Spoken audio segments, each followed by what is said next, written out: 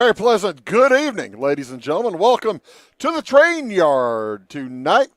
It is game 4 of the high school football season here on Wabash Catch TV. My name is Bruce Dickey. Thank you so much for tuning in today as we are going to have some fun here tonight. The Johnston City Indians have made their way from Williamson County up here to Fairfield tonight. And they are a vaunted 3-0 as they get set to take on the 2-1 Fairfield Mules. The Mules, winners of their first 2 games, one by forfeit, one by game play.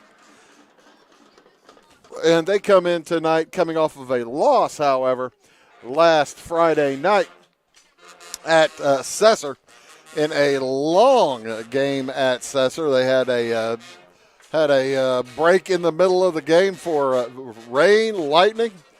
I don't think any of that stuff's going to happen here tonight. Knock wood, as it's a gorgeous night for football. The sun has only recently gone over the trees to the west side of the end zone, the west end zone, and we are going to have football here directly as the Marching Mules, under the direction of Josh and Livesay, have taken the field.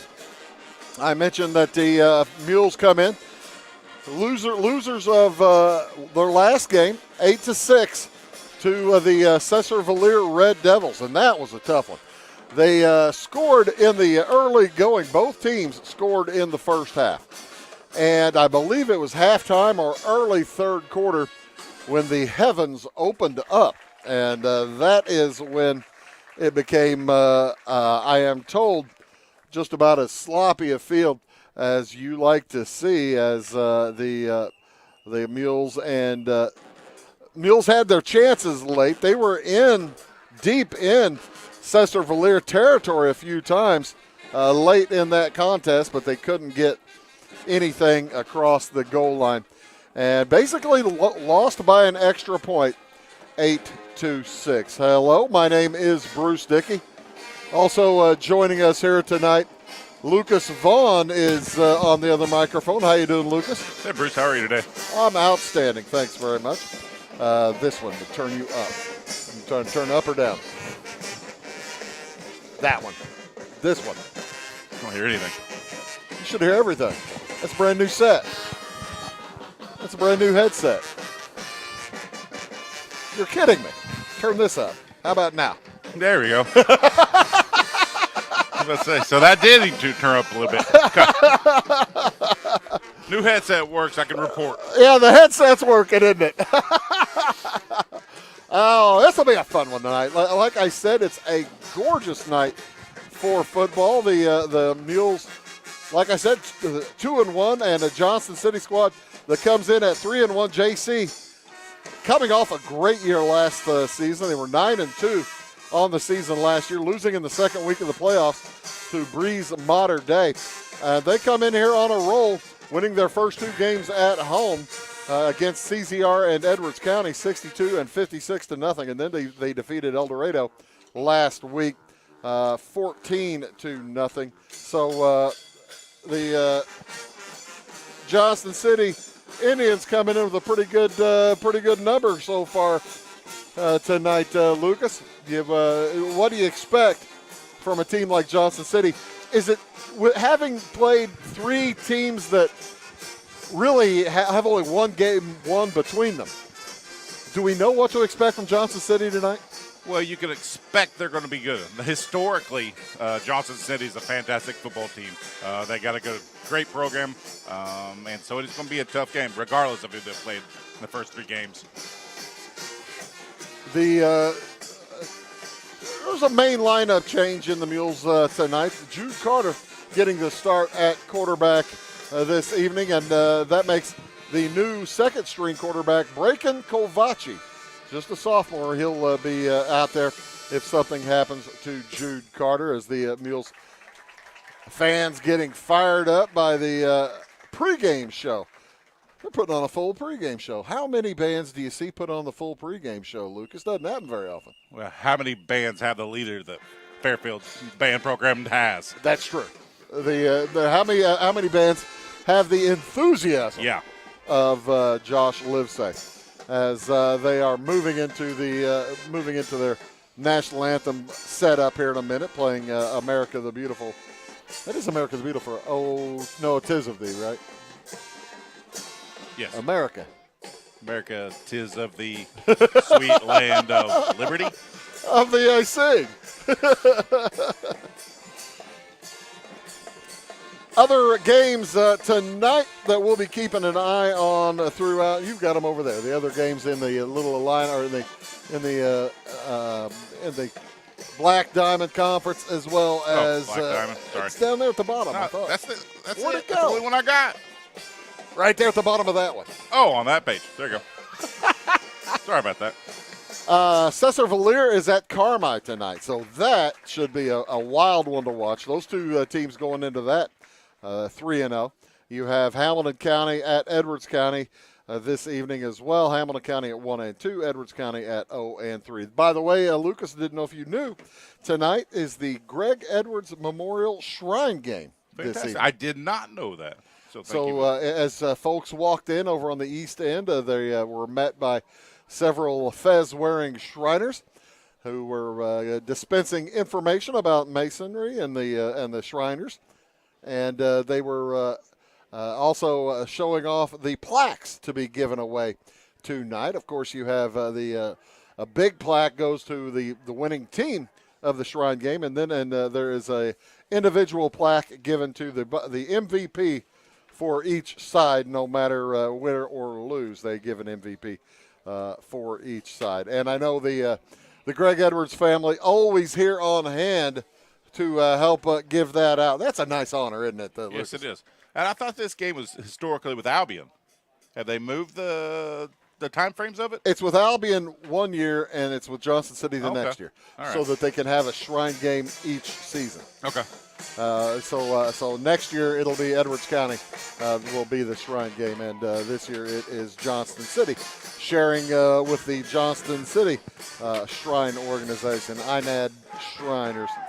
Rushing coming into tonight's contest, the leading rusher for the Mules. It's kind of a push. Izzy Sargent with 211 yards in those two games they have played. They're 2-1, but they've only played two games with a forfeit.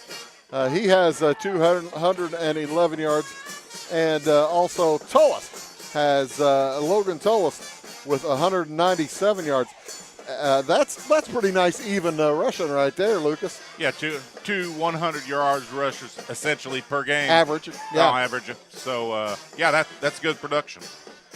That makes it kind of more difficult for Johnston City to try to figure out who to key on.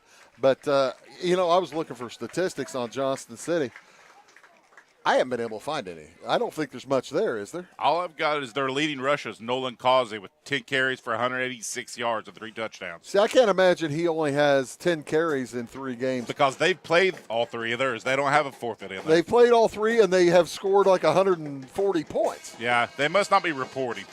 I think they're just not. I think you're right. Nolan Causey is a 5'10", 160-pound senior.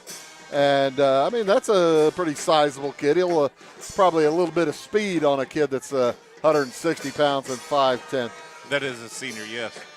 I recall Cannon Ashmore being a pretty good runner. I thought he was bigger than that.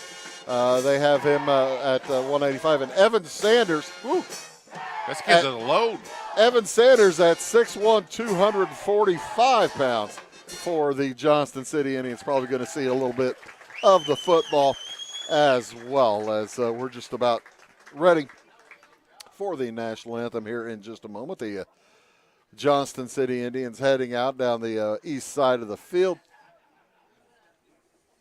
and the Mules not yet out on the field. They have their break of the big signs. They were talking moments ago on the PA about how homecoming is about 2 weeks away. We will be here for the homecoming matchup against Flora on October 5th. as it's a double duty weekend for Wabash. We are going to be in Salem on the 4th and in Fairfield on the 5th as Flora will come over and play Fairfield. So all of our teams that we follow will be here on that weekend. That's the thing, Lucas. We don't have a game on television next Friday night. You don't have anybody in the area? Nobody in the area is playing. All of our football teams are on the road. And I just found out today we were planning to do a baseball game, and I think I'm breaking it to the people in the truck right now. We were planning on doing a baseball game next Friday night, and it has been rescheduled to the next week. So there's nothing on Friday. Did you hear that? What? They just jumped up, cheered in the truck. Who did? I did hear that. Yeah, I heard it from here. They got a Friday night off. They got a Friday night off. Here comes, ladies and gentlemen, our national anthem presented by the Marching Mules under the direction of Josh Livesay.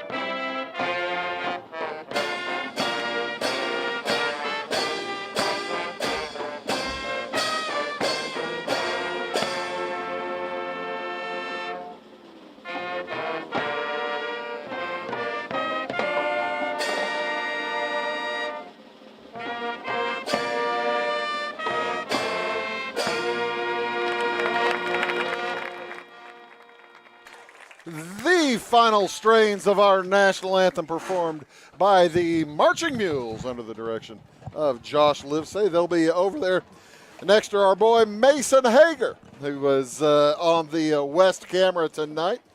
Bill Reed on the east camera this evening, and Steve Jordan upstairs on the center camera. We love bringing you the 3 camera sets for football. Hope you enjoy it. And as we try to give you the best telecast high school football possible, just this side of ESPN and Fox Sports and those guys. Pretty doggone good, Lucas. At least in the Palm Creek area. Clearly the best in the Palm Creek area. That's exactly right. As the Indians come out onto the field, they have, I tell you what, I don't think they have nearly as many players on the field as they have on their roster. No, their roster is extensive. There's a lot of freshmen on there, I guess. 1, 2, 3, 4, 5, 9, 10, 12, 14, 15, 16, 17, 18 freshmen on the listed roster. So I don't think that those guys are all dressed. I'd say you're accurate. The colors are a little bit difficult tonight. White on black and black on white. Black legs on black legs. The only way you'll be able to tell the difference in the middle of a pile is whether there's a white stripe down the side. I'm not going to tell you that you'll occasionally find somebody pinching and biting in a leg in the middle of the pile. I have seen it happen. I don't think they do that anymore, do they, Lucas? That was a long time ago. I hope they do. I must admit, I have seen it happen. I don't think I've participated in any biting. Come on. But there might have been an extra little goose or two in a pile once in a while when you're trying to get a kid off you. That's what you're trying. It's for self-preservation is all it is, Lucas. Keep telling yourself that, Bruce. Austin Grieve is back deep for the Mules. along with Michael Barner, as they will receive the opening kickoff. I think the Mules won the toss. I was watching, and I believe they won the toss and chose to receive rather than defer to the second half. Looks like kicking off for Johnston City will be Nick Collum, the 5'9" offensive lineman. As the Indians in their white jerseys with black helmets, black numerals. The Mules in their black jerseys with white helmets, both teams wearing black football pants. The Mules have white stripes on theirs as the kick is away. It's going to be gathered in at around the 19-yard line as Grieve lets it bounce, heads to his left, picks up about 7 yards before he is dropped rudely at the 26-yard line. Well, he got that one clean at least. Well, that's true. That might have been one you might have wanted to run up the hole and try to catch on the fly. Well, we've seen him try to do that, though, Bruce. Yeah, the Mules, we have seen some issues with catching kickoffs on the fly or in the air and actually off the bounce, too. We've seen some issues. Carter under center. He's got Sargent behind him. And handoff goes to Izzy Sargent. He's not going to pick up anything. Logan Tullis coming from the left side. Coming to the left from the right side, and from the other side, Miller Simpson. I have a feeling we're going to say the name Evan Sanders a lot tonight, number 0 for Johnston City. Well, we already mentioned him once, 6'1", 245. He owns that left defensive end, doesn't he? Yeah, he's a big kid. He got in on that tackle, too. To the right side, and it will be Tullis on the carry. He's going to pick up maybe 5, maybe 6. Gets out across the 30-yard line to the 32. Nice run for Logan Tullis. He was good to pick up. Got outside with a little room. And you mentioned it.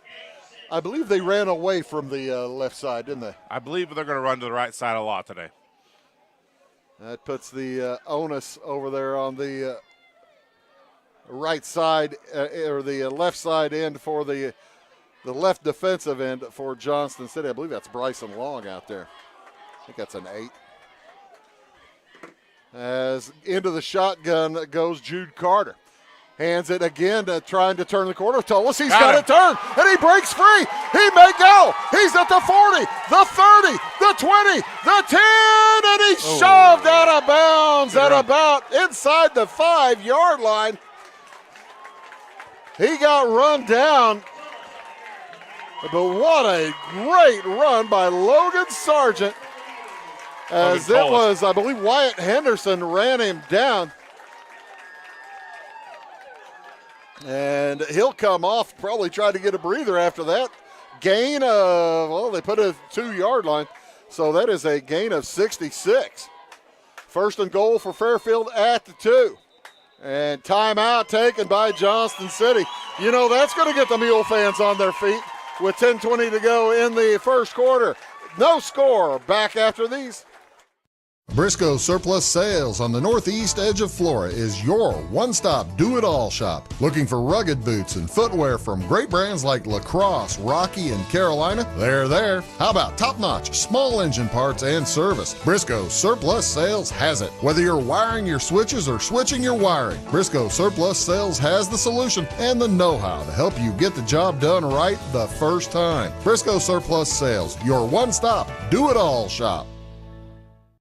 Having car trouble, need a tow, or just some routine maintenance? Butcher Automotive in Louisville has you covered. Locally owned and operated, Butcher Automotive offers complete vehicle repair services along with tire sales and wheel alignment. They're your local Hankook tire and interstate battery dealer. Butcher Automotive offers free local pickup and delivery so your car can be repaired while you're at work or at home. Butcher strives to treat everyone's vehicle as their own. At Butcher Automotive, they don't want you to get Ty Landreth and Abby Springmeyer in the truck. We'll probably get replays over the course of the evening here eventually. Hopefully, I didn't look down at the TV. I bet you he showed a replay of that big run. We'll see if he has one as we move on down the broadcast. First and goal for the Mules at the 2 of the Indians. Handoff goes to Sargent. He pushes right at forward. gets inside the one. They just short. break up the pile. There's a replay. Here's the replay of that long run, turning that corner. One guy missed. Beautifully done. And he just ran right through it. And then he's looking for somebody to hit. Coming down to push him out of bounds was Paxton Overturf. I think they missed the spot there by 2 yards also. I do too. I'm not saying anything. Under 10 minutes to go in the first quarter. Handoff again to Sargent. Ball is loose. Sargent got it back.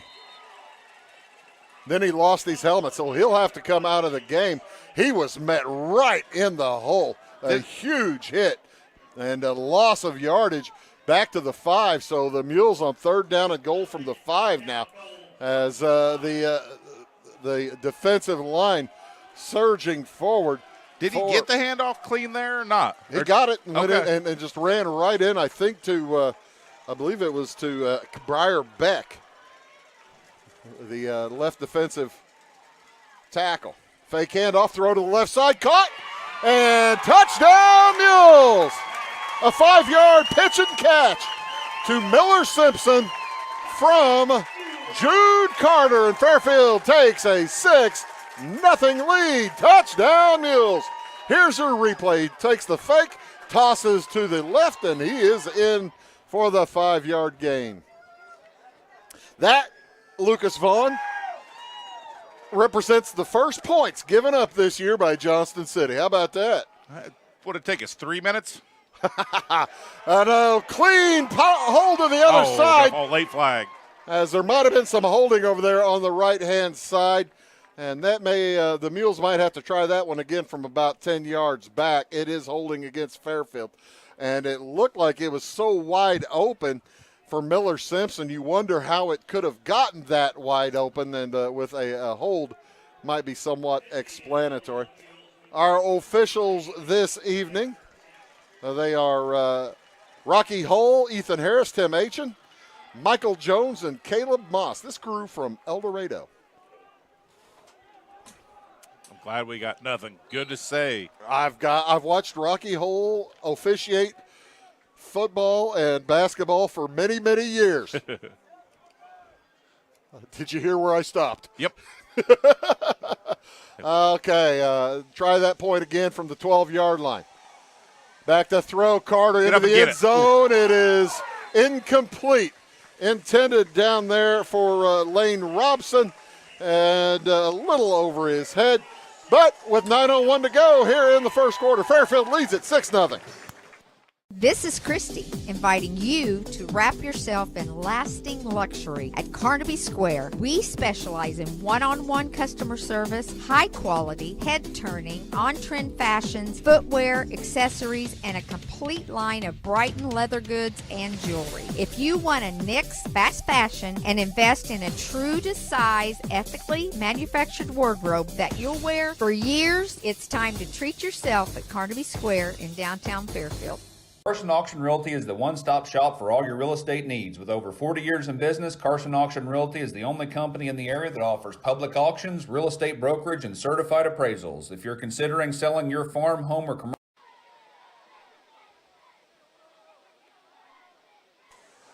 So how about that first drive for Fairfield? Things go well when you have a 65-yard run.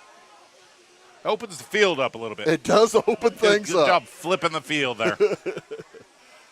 And set to kick it away for Fairfield. Looks like an I 84. do not have an 84, but I'm going to have to recheck. They gave me a new.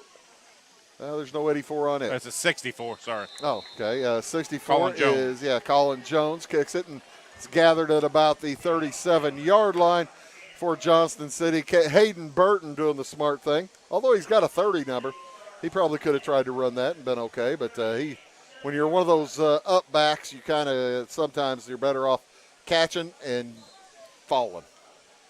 That, and they got it on the 38. So. And if you're not used to running the ball, you're more as likely to fumble as anything. So 1st and 10 for Johnston City at their own 38-yard line. Bunched up.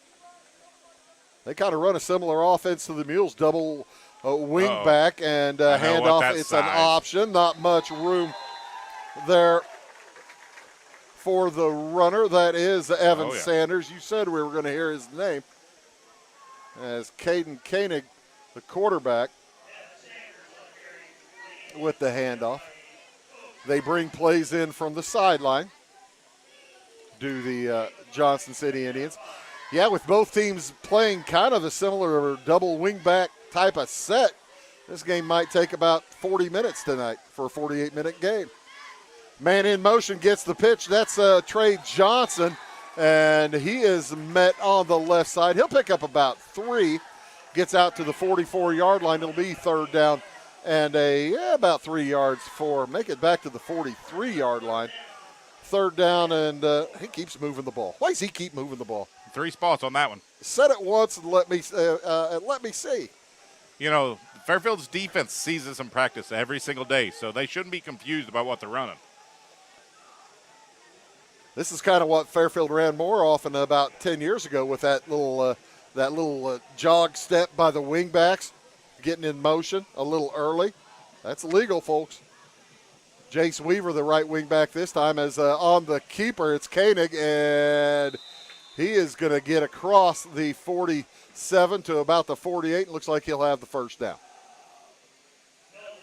Yeah, they handed Check that that, off Nolan to Causey. Causey. Yeah. Nolan Causey on the run. I didn't see the handoff.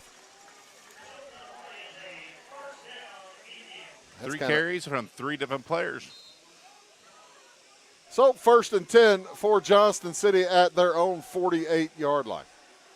And they do rotate backs all the time. Marcus Lightson now here on the right-hand side.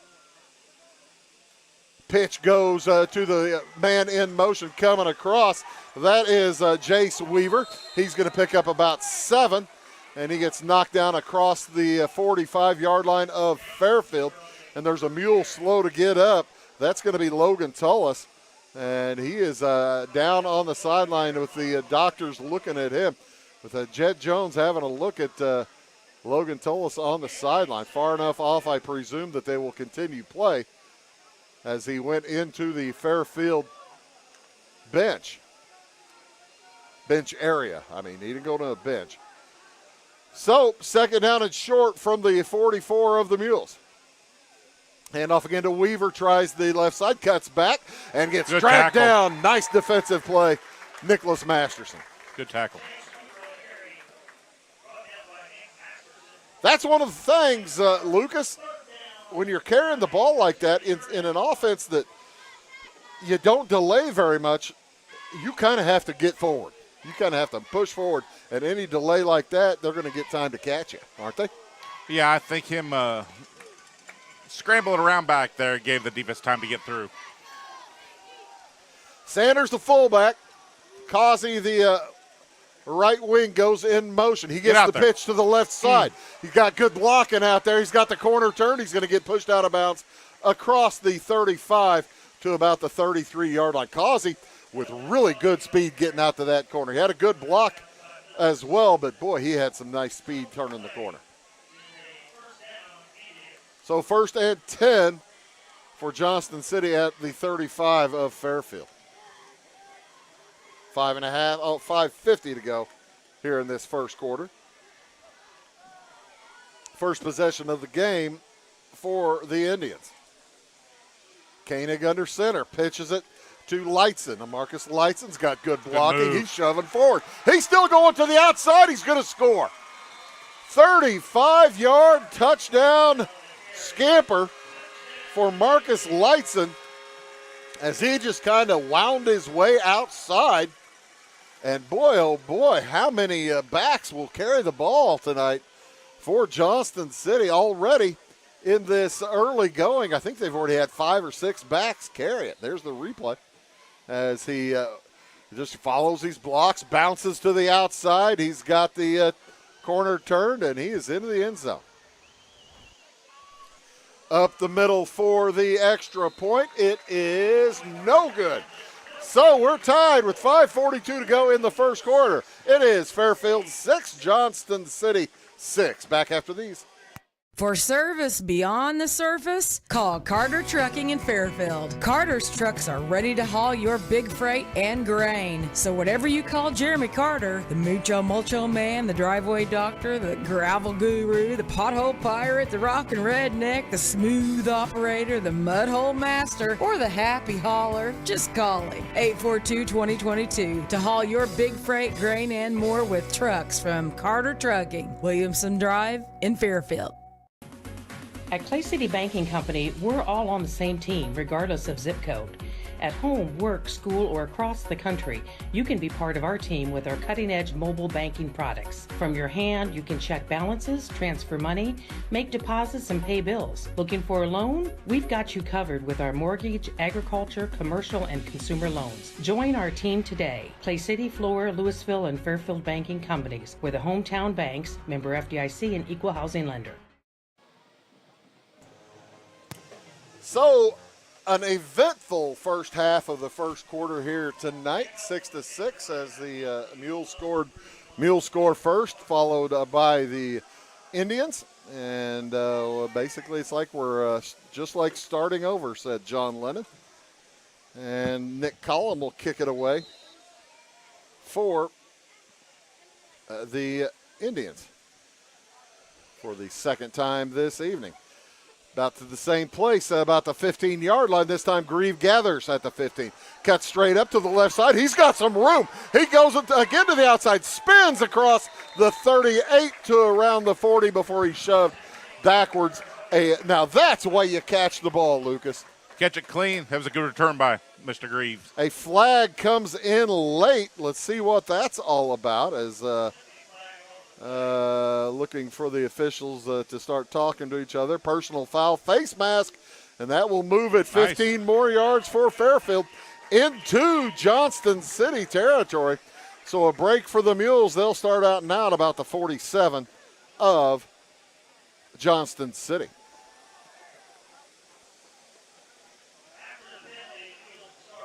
That's that is an effective starting spot, that's for sure. As Fairfield heads to the line. Jude Carter, the quarterback, in the shotgun. He's got wide receivers split to both sides. Sargent in the backfield, gets the handoff, cuts inside the end. He's got good yardage across the 40 to around the 37-yard line. Looks like it might be enough for a first down. Or very close to a first down. One of the official out here was saying stop the clock. And now they'll have to restart it. They didn't indicate to restart it. See, now that's he was saying stop it, but now they're saying to start it. Handoff again to Sargent. Gets around the end. He's going to cut up the left side. Picks up about 5. As I tell you what, Nick Collum out there, the last two plays, he's all on his own, trying to stop that end, and Izzy Sargent is saying hello, goodbye. I got the Beatles on my mind, it sounds like tonight, don't I? Sorry about that. Who's that?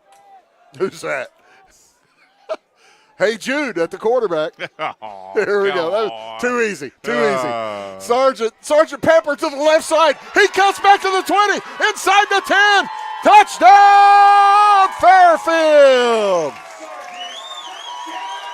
A 33-yard run. And that was all Izzy Sargent on that drive. How about that? As you see him make that turn, he gets around the left side of Hayden Burton. And it's see you later, baby. I believe that drive was all Izzy Sargent. That was all Izzy Sargent. Took less than a minute. As again, Izzy Sargent is not going to get the corner turn this time, and it will be no good on the try for point with 4:58 to go in the first quarter. It's been a good one, 12-6 Fairfield. If you're looking for a loan for your brand new home, call Clay County State Bank. If you want to transfer money so your future will look sunny, call Clay County State Bank. We got checking and savings and bill pay too. An online banking, just ask a group. For all your banking needs, we think you will agree. Clay County State Bank is the place you need to be. Clay County State Bank.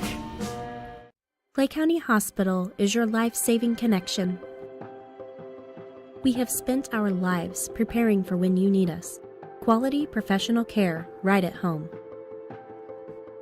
Our team will support you and your family. So an exciting first quarter so far. Each team has scored each time they've had the ball. And the Mules lead it now 12-6. With just under 5 minutes to go and a good first quarter. That kick a little bit longer, bounced and picked up at the 18-yard line. A little bit of room and somehow keeping his feet. I tell you what, it looked like Jace Weaver. He cut to his right. Had he kept going to his right, that looked wide open, Lucas. Yeah, I think he tried to bounce back to the middle, but if he would have stayed out here to the outside, he had a room to run. He had a lot of room, but he goes backwards, and it will be Johnston City football inside their own 35 at about the 33-yard line. Jace Weaver, 5'4", 145-pound junior. He's fast, but he's not big. Not too tall. I was thinking that they had a few kids that were 5'4" on the more than you usually see in a football lineup. He's got it this time, and he's going to get near the he's going to pick up 3 or 4 out to the 38-yard line. So yeah, a pickup of 5 on the play. It'll be 2nd down and 5. Chain gang having a little difficulty over there for getting to make the correct adjustments. Now they do. Those guys do a great job. I shouldn't say anything bad. Ed Potts, Stephen Ellis over there, Rick Doty, Colton Wilkerson. Wilkerson is the young one of the bunch, so he probably will messing that up, don't you think? He's getting the blame at least. Yeah. Cut through a nice hole back up the middle, and it's going to be 1st down. Nolan Causey just about busted that free as he was patient with his blockers, letting them try to get in front of him. As it is, he picks up about 10. They make it a 9-yard gain to the 47, and that's where it'll be 1st and 10 for Johnston City at their own 47-yard line. Each team having trouble defensively stopping their opponent tonight so far. Man in motion is Weaver. He gets the pitch, cuts back against the grain, gets held up a little bit, and then finally brought down by Masterson. Nice job on the hold up there by Miller Simpson.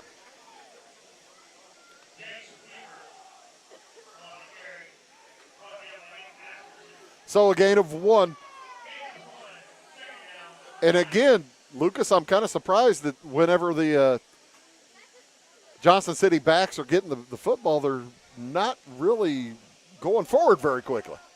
They're kind of juking. They're dancing a little bit. They're dancing. 2nd and 9. Pitch it to the man in motion again, and the defense is ready again. Going to pay a pickup of about 1 or 2 coming off the bottom of the pile is Marcus Lightson. Boy, as we saw just a few minutes ago, you got to watch Marcus Lightson. He can bust through some traffic and make life terrifically difficult. 3rd down into Mules territory now, 3rd and 7. I would presume, I don't know what their punting situation is. Doesn't look like they've punted much the last 2 weeks. The way this first quarter's gone, they're going to go for it. Yeah, I think you're probably right, depending on the length of the 4th down play. Pitch again to Weaver. The number 22 gets across the 45, and he will have 4th down and short. 4th and about 2. Nice hands by Jace Weaver there. Took that pitch a little high. Yeah, he really did. He had there was an opportunity there for a drop as the Indians come up to the line quickly. Fairfield a little bit late, but now they're ready. The man in motion, he heads back. That's Causey.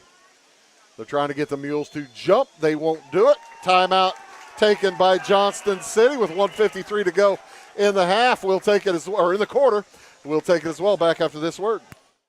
Tomorrow. Some fear the uncertainty it brings. Some trust the promise it holds. At Grinnell Mutual, we are always looking forward to tomorrow, growing and innovating. So even if the plans you have for the future aren't the same as the plans that the future holds for you, you can be ready.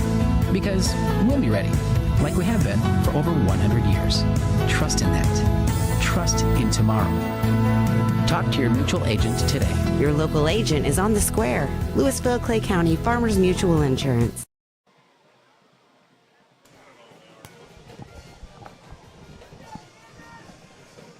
Welcome back. 1:53 to go in the first quarter as Lucas and I enjoying a spirited discussion of whether they called this timeout to send the punt unit out or they called this timeout just because they had issues in the play set. I think they were looking to draw them off sides to get a cheapie, but I still think they're going to go for it.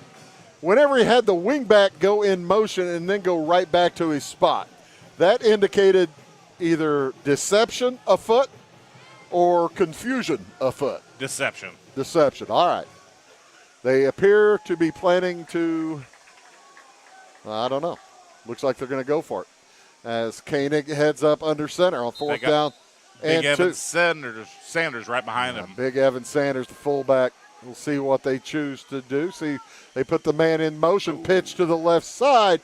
Causey's got the first down plus some more.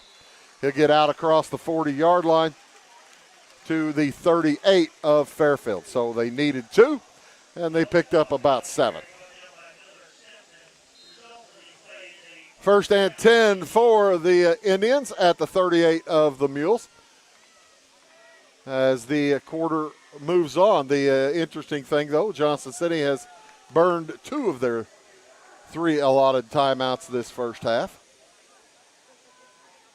Fairfield yet to take a timeout. Now first and 10 here at about the 38. Fake handoff, looking to throw his Koenig. He's got a man, it's Sanders, and he's into the secondary. He will get across the 20. Outstanding open field tackle by Cale Milner. But still a gain of about 15, 18 yards. Call it 18 on the play, inside the 20 to the 19.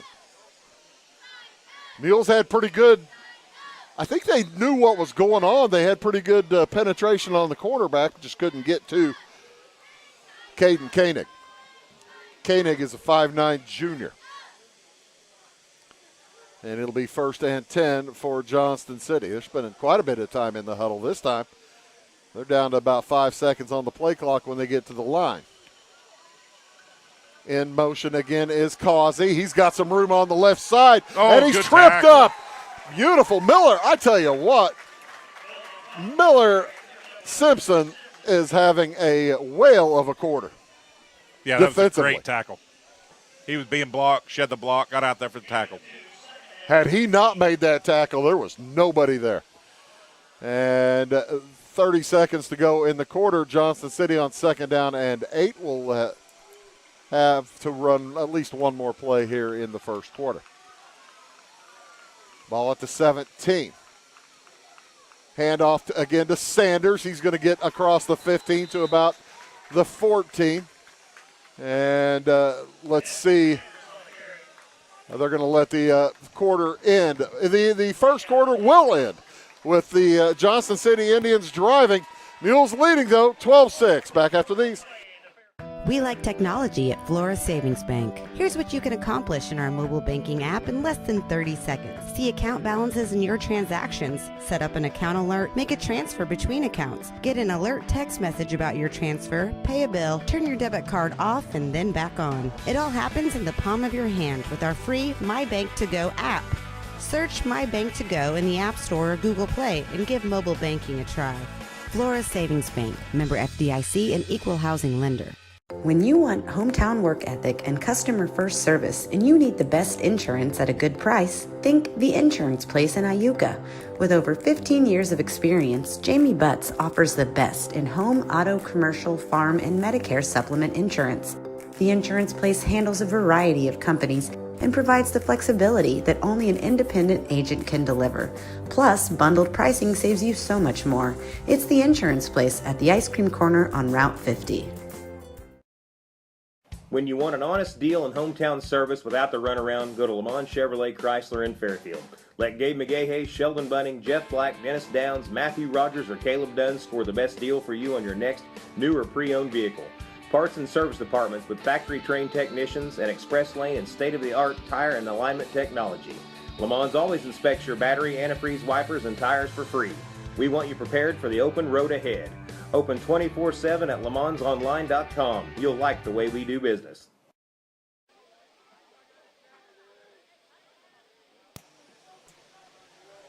Good first quarter, Lucas. The Mules and the Indians have played a tight one here. Each team has scored on each possession so far, and Johnston City trying to keep up their end of that bargain. Yeah, we got the ball first and scored, right? Yeah. And then, so it looks to me like as long as we get the ball last, we'll be all right. I guess sounds like it. Third down at 4, football at the 13-yard line. They need the 9 for a first down. Pitch goes to Causey. He's got some room. He gets across the 10, and he's going to be close. I don't know if he's got it. They are taking a look, and they may bring the chains out on this one. First down. So it will be first and goal for the Indians at the Mules 9. Fairfield in their black jerseys, white helmets. Johnston City just the negative. The white jerseys with black helmets. It's like spy versus spy out there. How many people get that reference? About 5%. Pitch again to Causey. Waits for his blocks to open up, and he gets inside the 5 to about the 3. Boy, that was a nice run by Nolan Causey. He just took his time and was patient and then surged forward for about 6. Give him inside the 4, near the 3-yard line, not quite to the 3-yard line. You see that mark in the middle of the field. That's the extra point marking, and that's on the 3, so he's just a smidge shy of that. Second and goal. Pitch again to Causey. Again, patient, heads up the middle. He'll have a touchdown. Touchdown, Johnston City ties the game at 12 apiece. So now the Indians will try for their second extra point, or try for an extra point the second time. There's the replay on the man in motion, taking the short backwards pitch. Well, that's dangerous, that little short backwards pitch, and he had to go back and get it. They put the football over on the left hash mark, opening up that right side of the field. That's where Causey goes. Trey Johnson, the only receiver on the left side of the field, as Koenig goes under center. He's got Weaver in the backfield with him, along with Sanders for this extra point. And they just about ran out of time. Hand off to Sanders, straight up the gut. He's got it. And Johnston City will take their first lead of the night. They lead the Mules with 10:57 to go here in the first half. It is 14-12, Johnston City. Back after these words.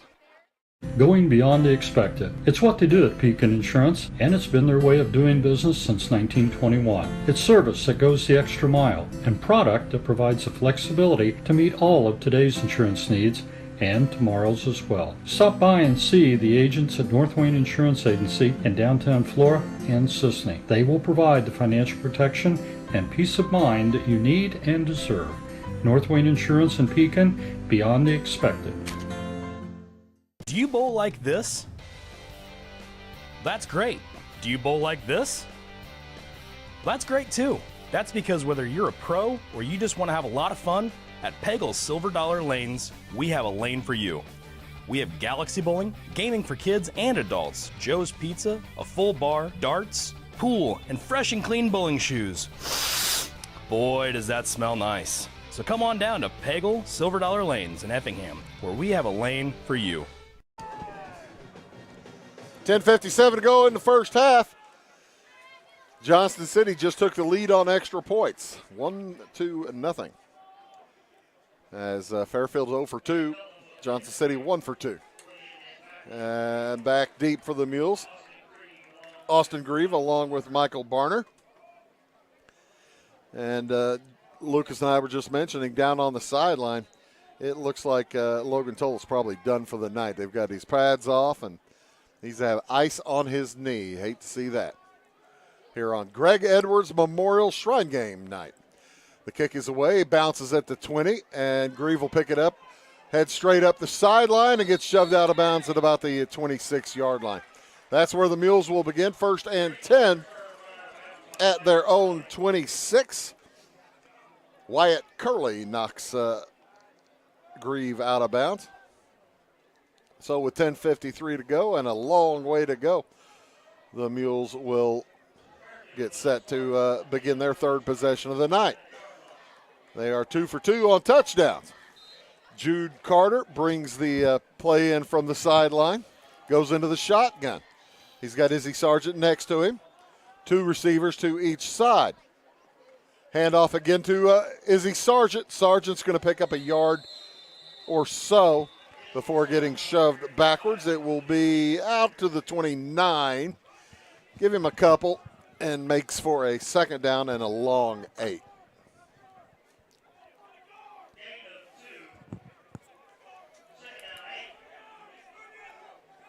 Lucas at defensive line trying to stiffen up a little bit for Johnston City. A couple of changes, too. Isaac Maxwell out there at the defensive end spot on the left side. You know, we've had a little more success on the outside than we have in the middle, really. Yeah, that's a big defensive tackle in Roper Sanders. Handoff goes to Miller Simpson. He's going to get across the 30 to about the 32. Roper Sanders over there, one of the defensive tackles, he's a big man at 6'1", 310. All of that. So a pickup of about 4 on the play. It'll make 3rd down and a long 4 for the Mules. Football at their own 20, make that 33-yard line. They need the 37 for a first. 9.5 to go here in the first half. Ball's on the ground and fumbled and taken away. You said we'd say Evan Sanders' name once in a while, and that was a fumbled exchange between Jude Carter and Izzy Sargent. Carter heads to the sideline, starts smacking himself in the helmet. As there's the replay, they just never really had that exchange made, and Sanders saw that on the ground and said, "Thank you very much. I'll be taking that." So the defense going to have to step up now for Fairfield. You wonder, Lucas, with everybody scoring on every possession, if this does become a game where turnovers become huge. Yeah, we're going to have to make some defensive stops somewhere in here. Koenig hands it to Sanders. He's going to get across the 30 to about the 27-yard line. The 30 was the line of scrimmage. Sanders is a big man. 6'1", 245-pound senior.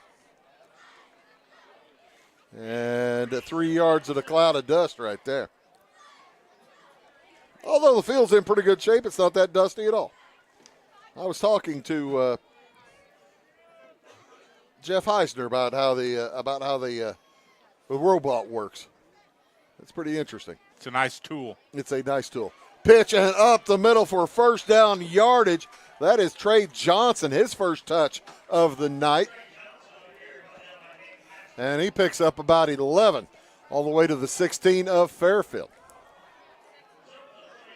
They said it takes about 3 hours for that robot to finish the whole field. And you have to add paint once. About 3/4 or 80% of the way through. So a lawn chair, an umbrella, a cold refreshing beverage. I guess so. Let the robot do its thing. He says you can do it at night, too. He's done it at night. It doesn't matter.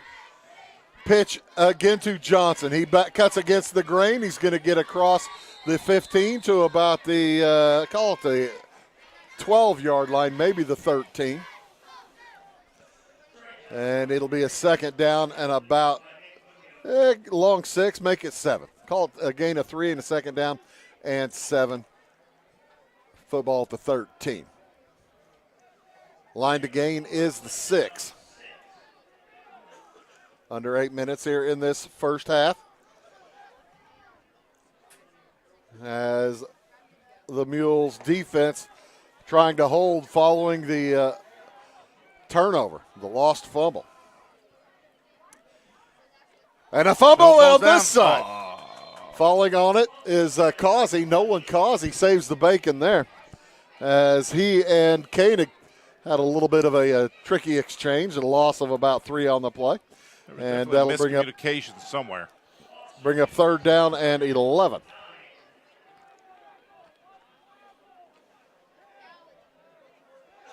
Nine. I guess the 16 was the starting point, wasn't it? So yeah, it's a long 9. In the backfield is Hayden Burton behind the quarterback. Pitch goes to Causey. He cuts against the grain. He's going to pick up about 5. That will bring up 4th and 5 from the 10. Make it 4th and 4 from the 10-yard line. And out trots the field goal kicker. Uh-huh. No, I don't think that's coming. This is not the NFL. Okay. Did you see the NFL kickers are like over 80% from 50 yards? It's silly. It is unbelievable. In the 1970s, by the way, in the 1970s, if you were kicking it over 40 yards, it was 50-50.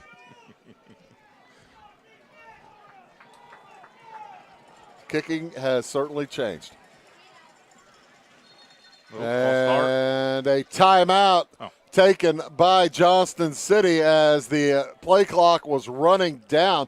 I thought they got the play off, but they called the timeout before having a chance at the penalty. Either way, it'll be 4th down and 5 when we return. The Indians at the 15-yard line or the 10-yard line of the Mules. My grandfather, Carol Rush, opened Rush Appliance in October of 1949. This is Sean Rush, and I am driven by the same determination and commitment to quality that set us on the road to success. A lot has changed in the appliance industry since 1949, but at Rush Appliance, we're doing everything we can to remain trusted, strong, and competitive.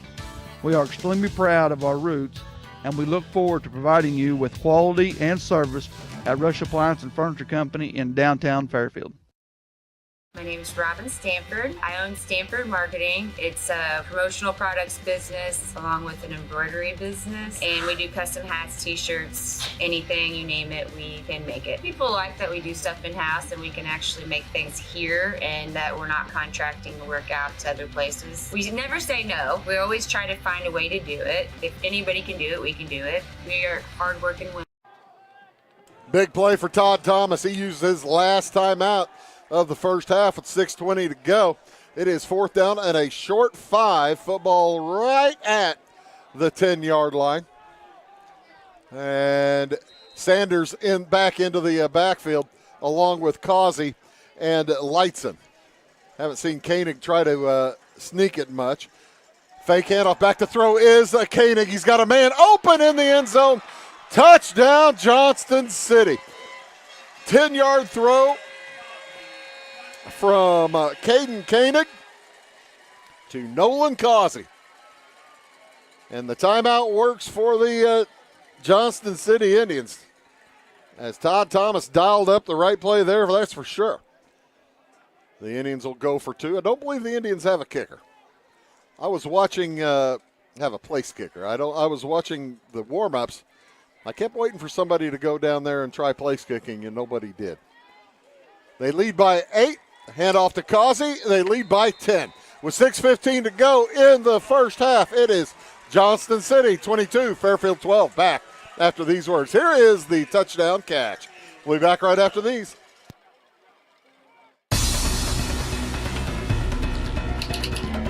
Give me our lumber. Doors, paint, windows, electrical, plumbing, and much more. Oh, yeah. Give me all your guns, too. John Lucas. What? You better be dreaming about all the stuff we sell here at Zink Building Center. Oh, I would. Zink Building Center in Louisville on Route 45. It's a cool place. It is all things new at Zimdar's Heating, Air Conditioning, and Appliance Repair. We have a new line of heating and cooling equipment and new technicians. Our new equipment line offers 24 months free financing and excellent warranty coverage. Our experienced service technicians can provide you with quality service and repairs on all brands of HVAC equipment. Zimdar's has been serving Clay County and the surrounding areas for over 23 years. The employees of Zimdar's are here to help, so call local and call Zimdar's. Well, I tell you what, Lucas, in a game where the teams are this tight, turnovers can be a huge deal, can't they? Well, turnover, quick score, down 10. Johnston City able to convert the fumble at the 30-yard line into 8 points. They have taken a 10-point lead, 2-score lead now for the Indians. As the column kicks it away, grabbed at the 20-yard line. Again with it is Austin Grieve. He's having a lot of fun tonight. He gets across the 30 to about the 32, 33-yard line. I tell you what, give Austin enough chances. He's going to bust one for you out there. Yeah, he's looked good in the return game today. Caught the ball clean. Yeah. So that must have been I bet you when you're working on kickoff returns in the mud like last week, that might help your concentration. Concentration level, something. Who knows? 1st and 10 at the 33 for Fairfield. Again, they go into the spread. Sargent beside Carter. Handoff goes to Sargent. He is trapped in the backfield. Gets away from the tackler. Hayden Burton gets across the 40 before he is dropped by Collin. But that was a hard run by Izzy Sargent. They had him back there. Broke a tackle, made positive yardage out of it. And with Tullis unable to play, looks like the Mules are going to go into the spread for the most part. As they've got receivers to both sides. Fake handoff. They throw it out to Barner. He gathers. He's going to have first down yardage. Nice catch. Had to go up high to get it. Gets across the 43 to about the 45. Call it the 44. And it's a first down for Fairfield. Good job by Michael. Waiting for the ball. Got up, got it. Got up field for the first down. Michael Barner, just a sophomore. He is a 5'11", 175-pound sophomore. His first catch of the night. And it's first down and 10. As the Mules get away without enough runners or without enough people on the line. There are only six players on the line. Somebody missed that. Gain of about 1.5 yards. We'll bring up a second down and 8. Footballing at the 46. They need across the 46 in Johnston City's territory. Thing is, now that you're down by 2 scores, Lucas, you really have to score just about every time you have the ball. Yeah, or you're going to have to pick your defense up big time. Capitalize on turnovers, something. Hand off to Sargent. He gets to midfield. He is met there and dropped by Hayden Burton. Actually met about 4 yards behind the midfield stripe and dropped by Burton. And Sargent is getting tired. Heading back to the huddle. Did you see him heading back to the huddle? He is doing a lot of work this drive. 3rd down and 5. Carter in the shotgun. Puts Barner in motion. Outside, Barner gets Michael. the handoff. Goes to the left side. Outside. And he's going to get to about the 49.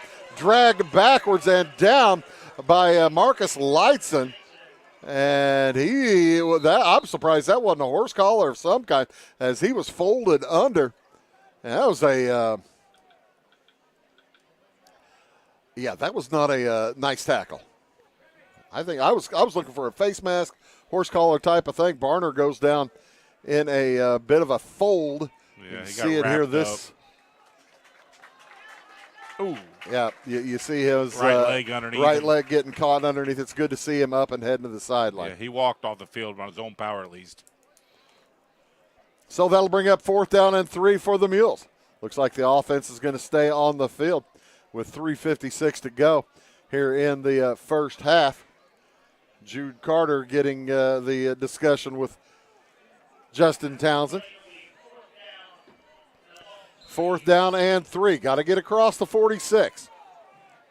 Football right at the 49. Time for that offensive line to step up. Sargent, the lone back again beside Jude Carter. They put a man in motion. That's Downing. And the Mules will take their first time out of the half as they were trying to get somebody to jump. nothing doing, say the Johnston City Eagles or Indians, and we will take a break with 3:37 to go in the half. It's a 10-point lead for JC. Back after these. When a Fairfield fire truck needs a repair, Cam's there to keep things rolling. And as part of the volunteer fire department, Justin's looking out for Cam and all of Fairfield. Everyone supports each other, and Wayne White Electric Cooperative supports them all, with safe, reliable power for every one of our members.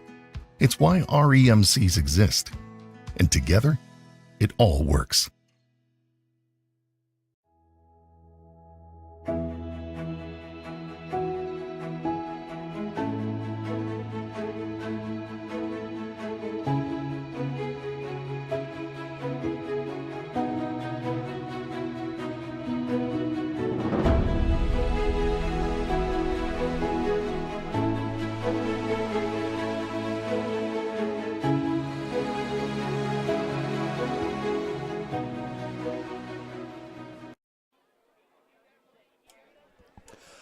Updated score from Lincoln, Nebraska. Illinois, after leading 7-0, now trailing 10-7 after 1 quarter of play.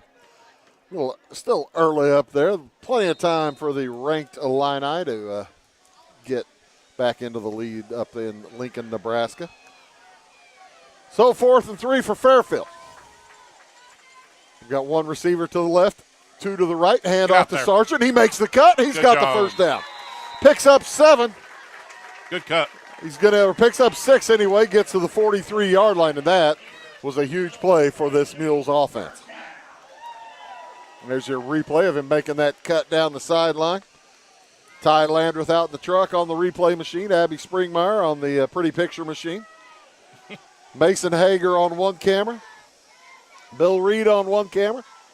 Steve Jordan on one camera. Again, they give it to Sargent. He's going to be a tired man after this game as he is shoved backward by Evan Sanders.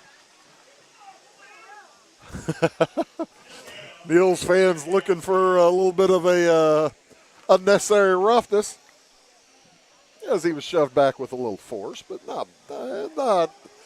If Fairfield had done that to Johnston City, you wouldn't want the penalty thrown, would you? Just playing football. That's just football. 2nd and 9. Again, the handoff to Sargent. This time, Burner's not going to let him out of his hands. Hayden Burton on the tackle. It's be a gain of about 2. Call it 1. Shy of the 40-yard line. The Mules need the 33.5 for a first down. So it's a long 7. Let's call it 8. 3rd and 8 for Fairfield, as we'll be under 2 minutes before they snap the ball, or when they snap the ball. JC out of timeouts here in the first half. Fairfield with 2 remaining. 3rd down and long. Back to throw to the sideline. It is stolen. Picked away by Nolan Causey. He and Lane Robson were locked in battle for it as the throw was a little bit short. Causey able to step in front of Robson, make the play, and were 4 hands on that football, but Causey had a better angle at it, and it'll be a Johnston City ball. Here's the replay on it, and Robson with a nice tackle after he lost the football to Causey. But it'll be 1st and 10 for JC at their own 23-yard line. Mules have too many players on the field. And they will take a timeout as some defensive confusion. Fairfield takes a timeout here on 1st and 10 for JC with 2 minutes to go, 1:57 to be exact. We'll be back right after these words. At your locally owned Napa Auto Parts stores in Flora and Louisville, you can count on experts to have the solutions to keep you running on the road or in the field. More than just your car, the Napa Auto Parts stores in Flora and Louisville carry a large inventory of Napa products for farms, heavy trucks, and just about everything that moves. Experienced associates understand your needs. and are ready to help with the perfect part at a great value. That's Napa Know-How at your locally owned Napa Auto Parts stores in Flora and Louisville. Why are more people heating their homes with FS Propane? Because it's better to work with a company that lives and works in the same community that you do. This is Aaron Cummins, your local Clay County FS Propane specialist with South Central FS. South Central is a 9-county cooperative with highly trained employees that are dedicated to providing our residential. Yeah. So, 1st and 10, JC at their own 23-yard line. Under center goes Caden Koenig. Puts the man in motion. That's Causey. Handoff straight up the gut. Nowhere to go for Evan Sanders, as he might have picked up a yard. Good job by the defensive front stopping the plunge. JC trying to hurry up a little bit. Now they'll huddle up as subs come in and subs head off. With the clock running, if you're Johnston City and you have no timeouts, you're probably content to maybe get one first down here and let the clock expire. Hand off to Weaver trying to get around the left side. He's shoved out of bounds. Brayton Robertson, that will stop the clock after a gain of about 3 to around the 27-yard line, make it the 28. About 3rd and 6. Yeah, 3rd and 6. Yeah, they got it on the 27-yard line. So 3rd down and 6. They need the 33 for a first. Clock is stopped. Mules will, if they can make a stop here, will get the football back with one timeout remaining. See if they're up for trying to get some points. We will see. 22-10. And a jump, false start for Johnston City. Only their second penalty, I believe. They had that personal foul earlier, right? Face mask. Yep. And Fairfield, I don't know if they've had a penalty, have they? I don't remember a Fairfield penalty so far. Maybe one. I was thinking there was one because I mentioned. Oh, there was a hold. Yeah, there was a holding. That's right. On the extra point. Yep. As that is, though, that'll make it 3rd down and 11. As the football's laying on the 22. Koenig shouts the signals, hands it to Nolan Causey. He tries to get around the right end, cuts up against the grain. He's going to get across the 30 to around the 31, picks up about 8 of the 11 they needed. And Fairfield will burn their final time out of the half with 1:01 to go. We'll take it as well back after these words. For nearly 40 years, family-owned Little Egypt Golf Cars has been dedicated to serving Southern Illinois' golf and utility car needs. We have a brand new state-of-the-art facility located along I-57 in Salem. Our interactive showroom displays all of the latest accessories and vehicle designs. We offer new and used vehicle sales, a full parts and service department, and a rental fleet of over 600 vehicles. Whether it's riding in style on the course, cruising with the family, or having a rugged vehicle on the job site, we have you covered. Proudly serving Illinois and Missouri with 3 locations. Take a trip to Old Mexico with the whole family without ever leaving Southern Illinois. It's La Fuente Mexican Restaurants in Fairfield, Flora, and Mount Vernon. La Fuente's authentic Mexican cuisine will delight every appetite, from sizzling fajitas to tasty tacos to the best burritos this side of the Rio Grande. La Fuente Mexican Restaurants in Fairfield, Flora, and Mount Vernon. How about that? Lucas, they're punting. We're going to see a punt maybe. Juan Salazar, the back deep to punt for Johnston City. Back deep for Fairfield is Austin Grieve. It's good snap. That's the best snap I've seen this year. Punt is off to the left side, rolls out of bounds at the 49. line. So, Mules with no timeouts will start from their own 49. And they have 51 yards to go. Plenty of time with first downs. Stay in bounds, or you can stay in bounds and get a first down, or get out of bounds. Plenty of time for Fairfield to see if they can't get something done.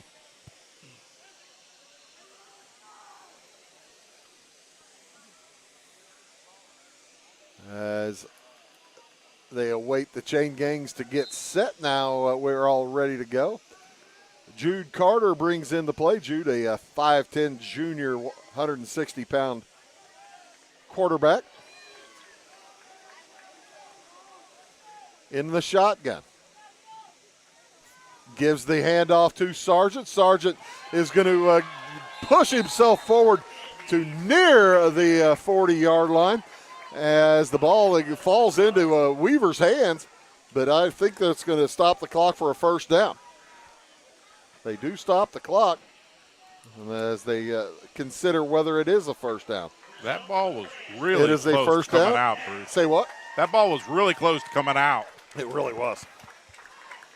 As they will move the chains forward, reset the play clock, and they will start the clock rolling. 40 seconds to go. And another handoff to Sargent. He goes against, he busts through. He's still on his feet to the 20-yard line. A pickup of 21 on the play. And the Mules are going to go straight to the line, and I think they're going to spike it. With 30 seconds to go, Lucas, you got to figure they got time for 2 or 3 plays, don't you? They can't clock it. Yeah, I was about to say, you can't clock it from a shot. Yeah, he went back up to the. Yeah, he just went up. Shotgun, yeah, that's right. As they will clock it. You know, according to Hard Knocks, that's a penalty too. You're not supposed to take that step back. I'm just saying. It's not a penalty, according to Hard Knocks. It's a fumble, according to Hard Knocks. Yeah. By just taking that step. But that's pros. This is that's high the school. pros. Yeah, probably different rules. Actually, they called it a fumble because they moved the football back. Yeah, that doesn't make sense. Yeah, I was going to say that didn't make sense. This is high school. I don't know about that. That wasn't a fumble. Who is on the chain gang? They ain't helping. On the come on, Miller. Around come the on, end Miller. goes Miller Simpson. He stopped inbounds at the 14-yard line. That's trouble. The clock will continue to run. Fairfield's going to have to run a play with 15 seconds to go.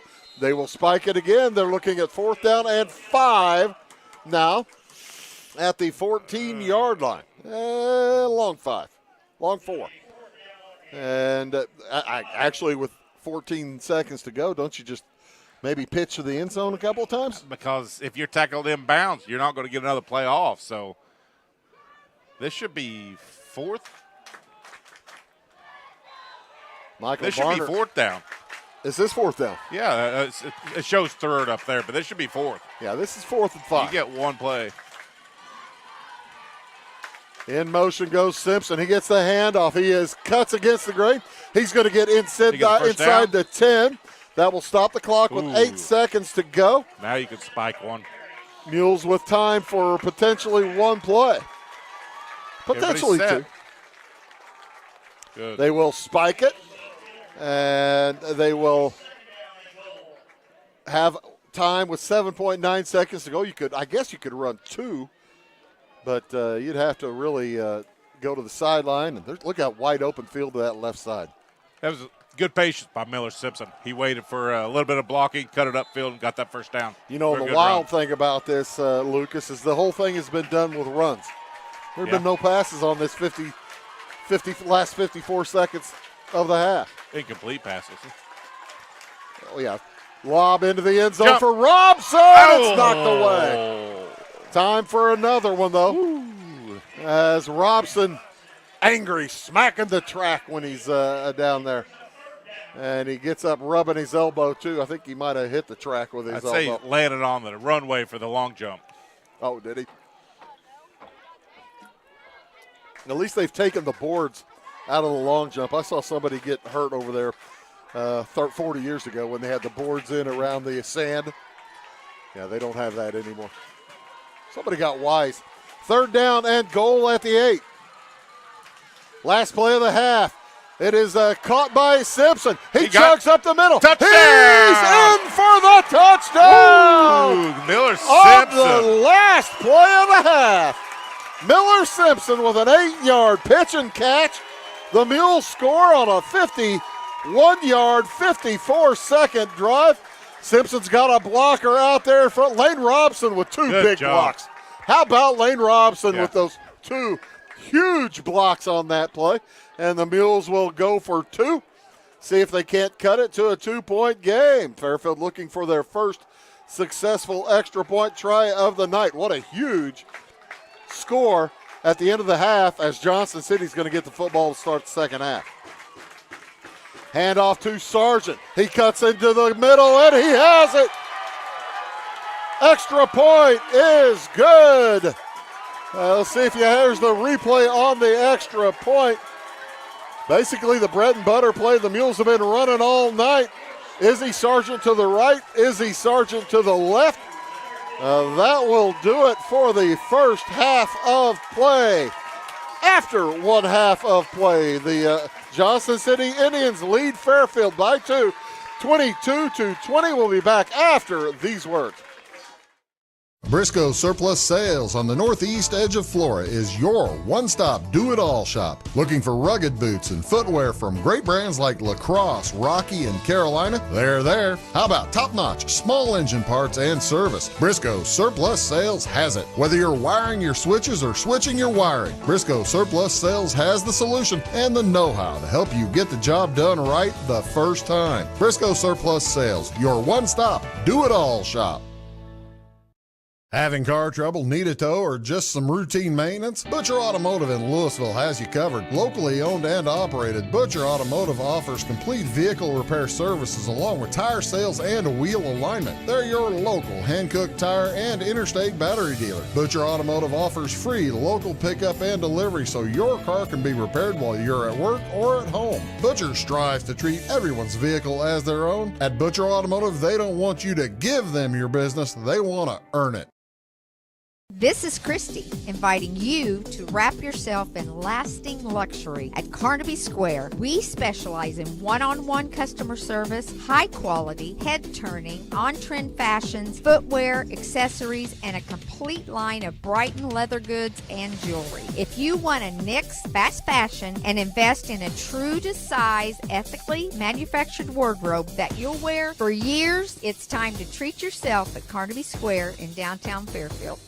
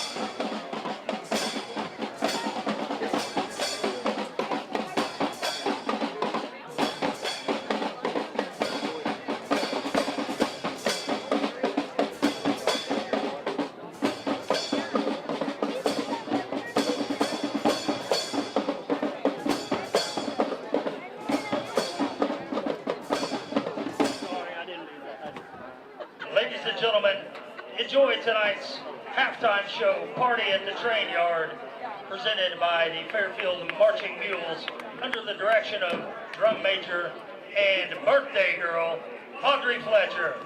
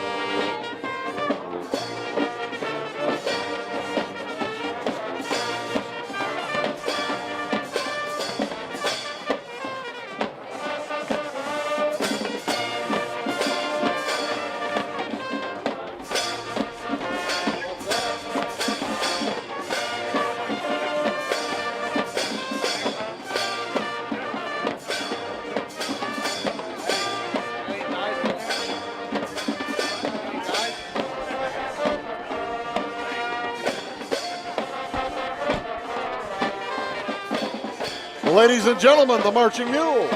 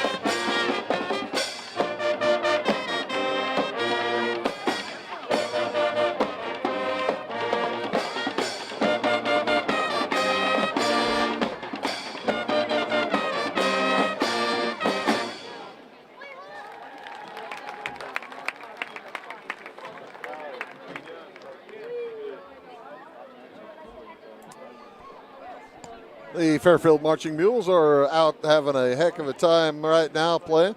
I do have a couple of scores. I tell you what, I believe they're just about finished with the show. We're going to have the fight song.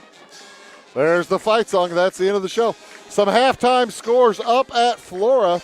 El Dorado leads the Wolves 22-8. Over at Carmi, Cesar-Valere and Carmi. Cesar-Valere leads 12-0. Hamilton County leads Edwards County 19-0 at halftime. And Johnston City and Fairfield here locked up 22-20. I tell you what, let's take about a 2-minute break. Then we're going to come back and we'll show you some first half highlights right after these words. Carson Auction Realty is the one-stop shop for all your real estate needs. With over 40 years in business, Carson Auction Realty is the only company in the area that offers public auctions, real estate brokerage, and certified appraisals. If you're considering selling your farm, home, or commercial property, give us a call, and we can assist you in every step of your real estate sale, from pricing your property correctly to properly marketing to find any potential buyers, and most importantly, selling property for top dollar. To contact us, go to our website, carsonauctionrealty.com, or call our office at 662-4911. For service beyond the surface, call Carter Trucking in Fairfield. Carter's trucks are ready to haul your big freight and grain. So whatever you call Jeremy Carter, the Mucho Mulcho Man, the driveway doctor, the gravel guru, the pothole pirate, the rockin' redneck, the smooth operator, the mudhole master, or the happy hauler, just call him. 842-2022 to haul your big freight, grain, and more with trucks from Carter Trucking, Williamson Drive in Fairfield. At Clay City Banking Company, we're all on the same team, regardless of zip code.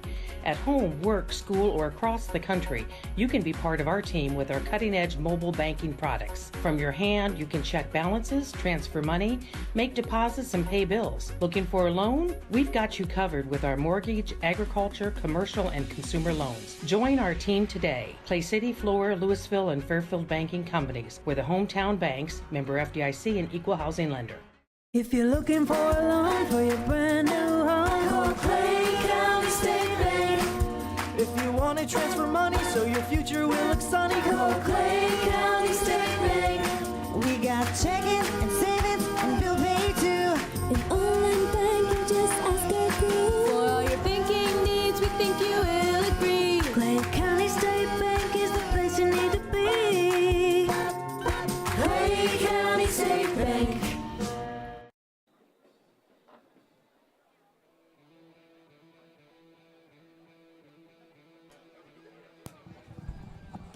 Here's a look at some of the first half highlights as this is the Mules opening drive. There's that scamper and run by Logan Tullis. Boy, that was something.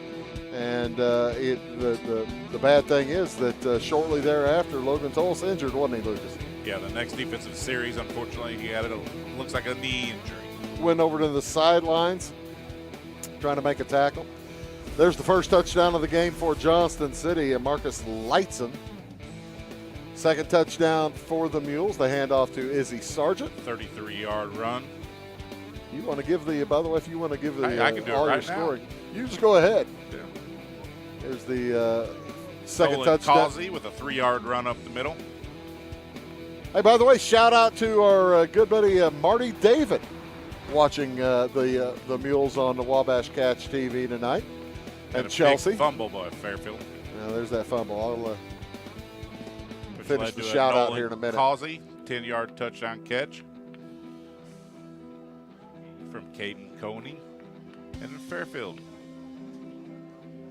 The lob to the side. That was a great. Oh, that was the interception. That was a pick.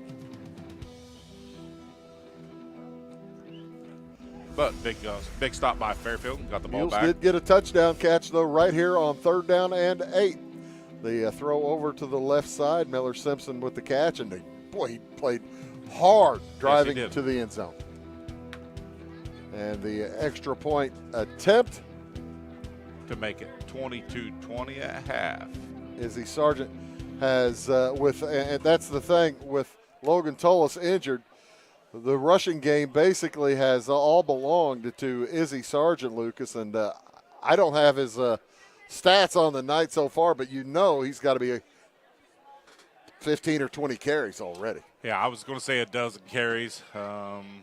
He's going to get a lot of the workload, it looks like. The folks next to me were telling me how to get into Weeze's stats, and I don't have the app for it. It's I got press box or something like that. Yeah, but I couldn't figure out how to access Weeze's stuff. And I deleted it. Shout out to, like I said, Marty David, Chelsea Musgrave over in St. Louis, watching tonight's Mules game. Marty, a alum, and Chelsea, an alum. Marty, a football alum, as he'll be here in a couple of weeks for the homecoming game. No football next Friday night on Wabash Catch TV. All three of our teams that we carry are out of town. But then the week after that, we'll have 2 games, as Salem is home on Friday the 4th, and then Fairfield plays Flora in the Mules homecoming game on Saturday the 5th, and we'll be bringing both of those to you here on Wabash Catch TV. Here, that's when you're this is your last game in the box up here, unless you want to do another one sometime. Marty's planning on doing that next Florida game. One. Huh? I think you got one late in the year, right? No Mules. Oh, not the Mules. Oh, No. You're not doing the last Mules home game? No. Okay. No, this is that homecoming game is the last Mules game that we have. Unless you want to come to a Florida game. We'll see. Up to you. Have to check my schedule. Speaking of checking the schedule, we have a full week next week. I believe Yes, we do. believe I'm busy 5 nights next week. Monday, September 23rd. No, I'm not busy on Friday anymore. How about that? Yeah. Monday, September 23rd, Wayne City hosts NCOE. That'll be a fun one in volleyball. It's good team in NCOE. 6 p.m. Also in Salem that night, it's the Mount Vernon Rams at the Salem Wildcats. The Cats. That volleyball game will start around 6 p.m. Tuesday night, it's baseball at South Central. Boy, I hope it gets cooler next week. It is going to. After the rain on Sunday, Monday, it's supposed to go down. Well, I'm in that Altamont, or to South Central, they have that. Basically, it's like the box on Cool Hand Luke. It is unbelievably hot. Altamont plays South Central in baseball at 4:30 on Tuesday. On Wednesday, it's volleyball again at Salem. I'll be up at in Marion County as Roxana makes the trip over to take on the Cats. Thursday, a couple of different matchups. Olney, Richland County heads to Edwards County Thursday night for volleyball. I believe I'm doing that one. Also, South Central at North Clay for volleyball next Thursday night. So a full week of action next week here on Wabash Cats TV. We do appreciate all you folks tuning in for Wabash Cats TV. If you're interested in sponsoring the games in some way, by all means, yell at us. Get a hold of us at 618-665-3311 is the main number. They'll probably send you to me. If you want my office number, 618-665-9970. Twitter handle.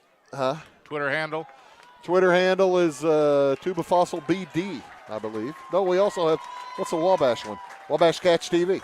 How about Instagram? At Wabash Cats TV. I don't know what I am on Instagram. TikTok. Probably Tubafossil. TikTok I don't have. OnlyFans? OnlyFans, I like to keep that one a little private. Okay.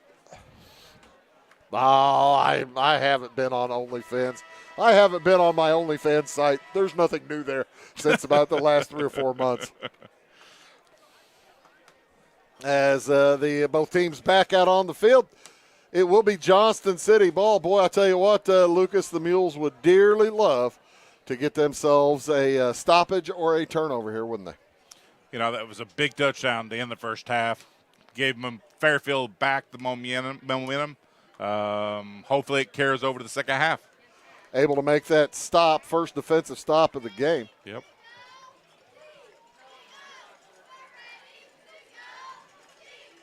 As the Mules will kick it away. And, yeah, I don't think we can overestimate how huge that score was at the end of the first half for Fairfield. That defensive stop, getting the ball back at the 50, that was big, let alone driving down the field. Last-second touchdown to put it only down 2. So, yes, it was a huge, huge last minute for Fairfield in that first half. So back deep, there have been some changes for the Indians. How many kids are on the field? Well, there should be. There's 11. There's 11. Wow. Yeah, they will have 2-2-2. They're doing 3 and 3. They changed their formation a little bit. Also, Mules changed their kicker. 64. Yeah, that's Colin Jones kicking. It is picked up and coming straight up the gut. Nice return. A beautiful return that time by Marcus Leitzen. Leitzen with that long touchdown run in the first half. He's proved that he could run over people, Lucas. He was running hard. That was he had his head down. He wasn't stopping. I don't think I'd kick it that direction. Try another one. Hopefully for Fairfield, they have several more kickoffs tonight. First down and 10 for Johnston City just across their own 45-yard line. Really nice field position. Sanders in the backfield along with Weaver and Causey. Koenig pitches it to Weaver. Weaver cuts to the outside. He's chased by the Mules. He's going to pick up a yard or two before he is drilled by 3 or 4 Mules, including Cale Milner, as well as looked like Nick Munoz in on that one. Gain of 2 for Jace Weaver. It'll bring up a second down and 8. At Fairfield, that stoppage late in the first half might have put a little charge into this defense, Lucas. You never know. Might have given them a little bit of a confidence that they hadn't had. Causey straight up the gut. He's still on his feet. He'll have first down yardage as he picks up 10, make it 11 or 12. Gets across the 45 to around the 42, and it'll be a first down for Johnston City. Right when I say something nice. Picked up 12. Nolan Causey's a good runner. Nolan Causey was the only runner for Johnston City on the conference rushing list, but we don't think it was full. This time it is Lightson again, and he's going to get about 9. I don't think he got to the first down marker. It's going to be shy by about a yard, but boy, a nice, again, hard run by Marcus Lightson. 6'1", 195. He's a sophomore. Wow. Is he a sophomore? Man alive. Well, I didn't notice that. Runs hard for a sophomore. Runs hard for anything. Yeah. As Sanders back in at the fullback spot. Pitch to the left wing, and Causey cutting through traffic. Boy, what a nice run. He's just taking his time, seeing what the defense was going to get him, cut to his left, and all of a sudden he's 10 yards downfield. Yeah, he's a nice runner. He's athletic. He's got good speed. So first down and 10 for JC at the 26 of Fairfield. Mules down by 2. They need a stop. This would be 4-down territory, you got to figure. Causey again. No, this time it is not Causey. That was Trey Johnson. You got to like how Todd Thomas just rotates those backs over and over and over. Trey Johnson came in for one play. He's back out. Causey back in. Causey and Weaver, along with Sanders, going to be in the backfield behind Caden Koenig, I'm presuming here. And that is the look. Like Lucas said earlier, Mules are used to that double wingback look. The delay, it gets to Weaver. He's going to pick up maybe 3. Going to be, I call it 4, as he's just shy of the first down. That'll bring up 3rd down and 1. I don't know how he's short. That looks like it's right on it. What do you think? A little play action pass here? I'm thinking. Go for it on 4th down. Try to get it quick in the end zone here. Well, it's 3rd down. Exactly. Packs a pass. It doesn't get completed. We're going to run it. I guess not. Hand off to, well, he may not get it. Causey shoved backward. Let's see how far the forward progress was. Oh, he got it. Only needed about half a foot. He got there. Yeah, gets across the 10-yard line. So, or probably across the 15. It'll be 1st and 10 at the 15-yard line for Johnston City. This nice drive continues. Started at about their, 47. And they have moved it well. Hayden Burton, the fullback now. In motion goes Trey Johnson. He's got room to the right side. Inside the 15, in across the 10. It'll be a pickup of 5 on the carry. And the Indians are on some rhythm right now.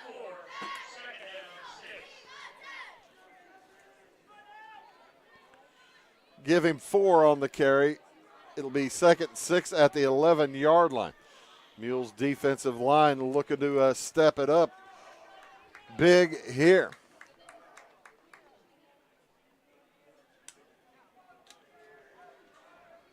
They need a stop. Maybe a penalty. In motion is Johnson. He gets the ball. Gets across the 10 near the 5. That's going to be shy of the first down by about a yard, maybe a yard and a half. And it'll bring up 3rd down and short. And I tell you what, when you open the Oxford Dictionary, granted it's British, when you open the Oxford Dictionary and you take a look at methodical, this last 50 or so yards might be the picture you see. Johnston City just rolling down the field. 3rd and short at the 6 of the Mules. Johnson in motion again. Handoff to Sanders. He's got some room to his left. Chugs in to the end zone. Touchdown, Johnston City. A 6-yard plunge for Evan Sanders, the 6'1", big 6'1", 245-pound senior. And you can see him just kind of picking his way through those smaller defensive backs for the Mules. And Miller Simpson is heading off the field limping. That looks like a cramp. Got his toe up in the air. Yeah.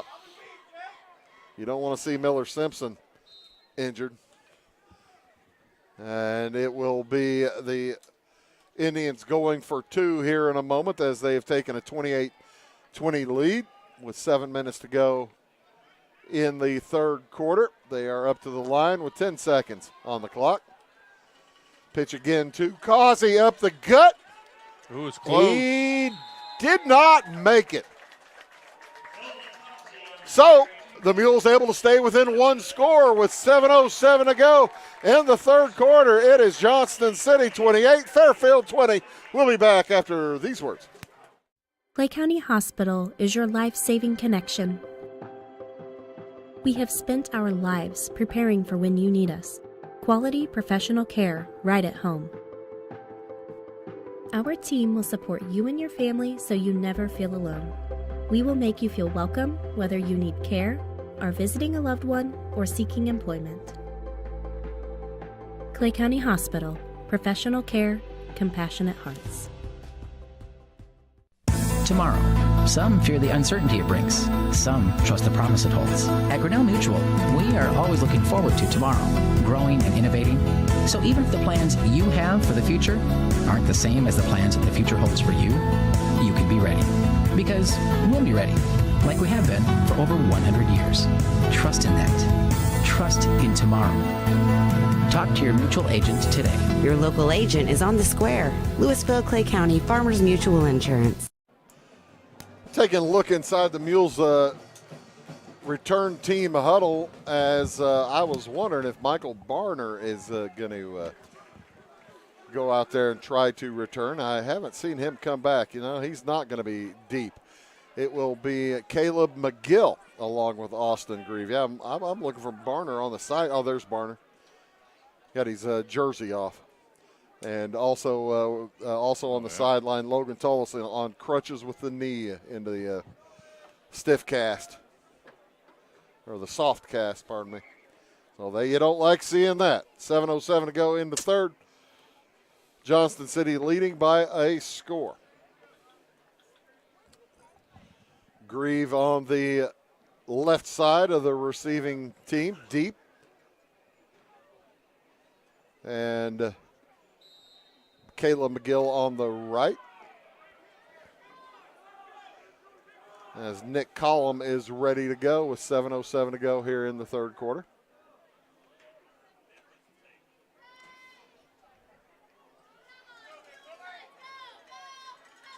And it is Austin Grieve all night long. Gathers at the 18, comes straight up, cuts to his left. He's shoved out of bounds at the 40-yard line.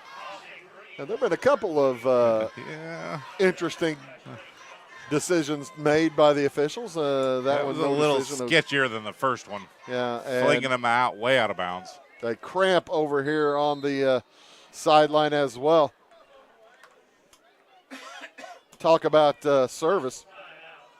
Right in front of Dr. Jed Jones. You cramp up. How about that? That's a good place to fall for a cramp. That cost you about $250 if you were going to the office. And they will bring water out, have a short water break. We'll take a little break ourselves while the teams lube up. 7:01 to go here in the third. It's 28-20 Johnston City. We like technology at Flora Savings Bank. Here's what you can accomplish in our mobile banking app in less than 30 seconds. See account balances in your transactions, set up an account alert, make a transfer between accounts, get an alert text message about your transfer, pay a bill, turn your debit card off and then back on. It all happens in the palm of your hand with our free My Bank To Go app. Search My Bank To Go in the App Store or Google Play and give mobile banking a try. Flora Savings Bank, member FDIC and equal housing lender. When you want hometown work ethic and customer first service and you need the best insurance at a good price, think The Insurance Place in Iuka. With over 15 years of experience, Jamie Butts offers the best in home, auto, commercial, farm, and Medicare supplement insurance. The Insurance Place handles a variety of companies and provides the flexibility that only an independent agent can deliver. Plus, bundled pricing saves you so much more. It's The Insurance Place at the Ice Cream Corner on Route 50.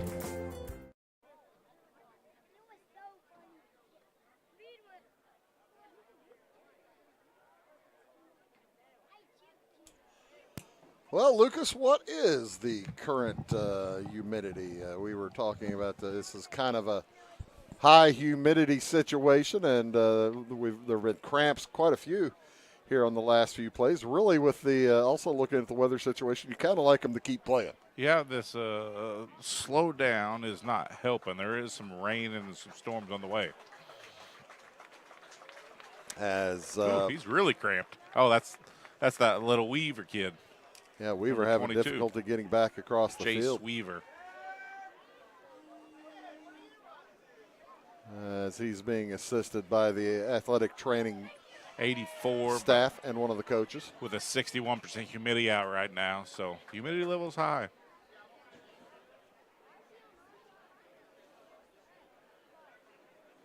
Yeah, they call the wind 4 miles per hour. I don't see it. Every once in a while, yeah, you get a touch of a breeze. This is the Greg Edwards Memorial Shrine game. As they will hand out plaques afterward to the most valuable players for each team. We are sometimes consulted on that. We haven't been consulted yet tonight, or told that we'll be consulted, but I doubt we are. You never know. Charge a consulting fee, though. Yeah, we do have to charge. Miller Simpson gets a handoff, trying to cut around from the left to the right on the motion. He will pick up about 3.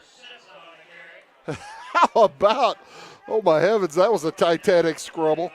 Did you see Jay's boob shoving, I think it was Roper Sanders. Yeah, it was Roper Sanders, 20 yards downfield, and then shoved him down.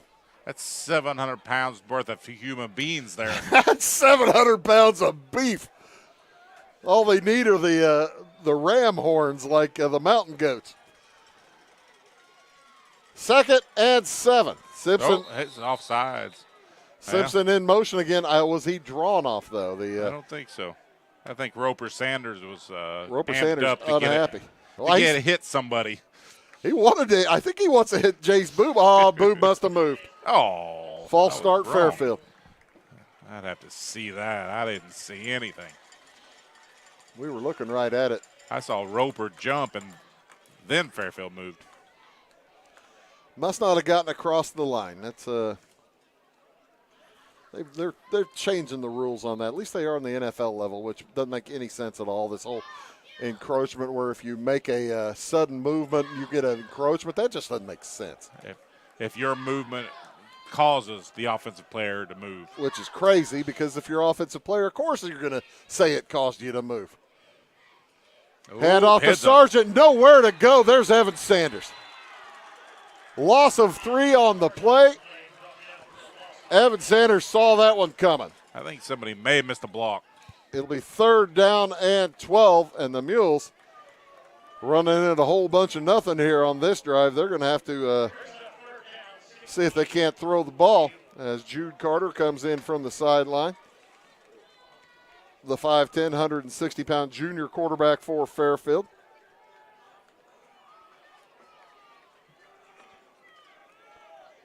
Back into the shotgun. Carter sets Simpson in motion. Fakes the handoff.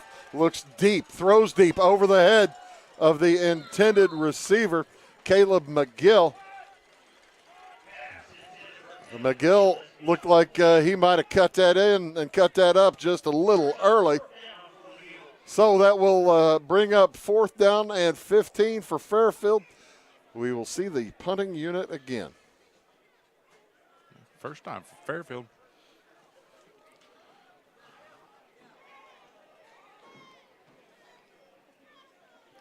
Looks like Lane Robinson's punting today. As a little bit, I'm counting players. I think the Mules might be short one. The punt is away. It is picked up at about the 27-yard line. Nowhere to go for Causey, and a late flag is thrown. I think that's going to go against Johnston City. And some more cramps. I believe Gabe Hammondtree got tangled up, and it will be a holding against Johnston City. Sure will. So that'll tack 10 yards onto it. As cramping again on the cramping on our sideline too. On both sidelines, yeah. Keegan Downing dealing with the cramps on his left leg. That's the thing, Lucas. You know as well as anybody, once they get started, they seem to be communicable, and they move from one part of your body to another.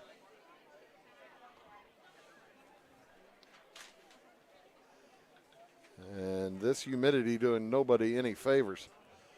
You thought you were through with this last week. It's week 4 of the season.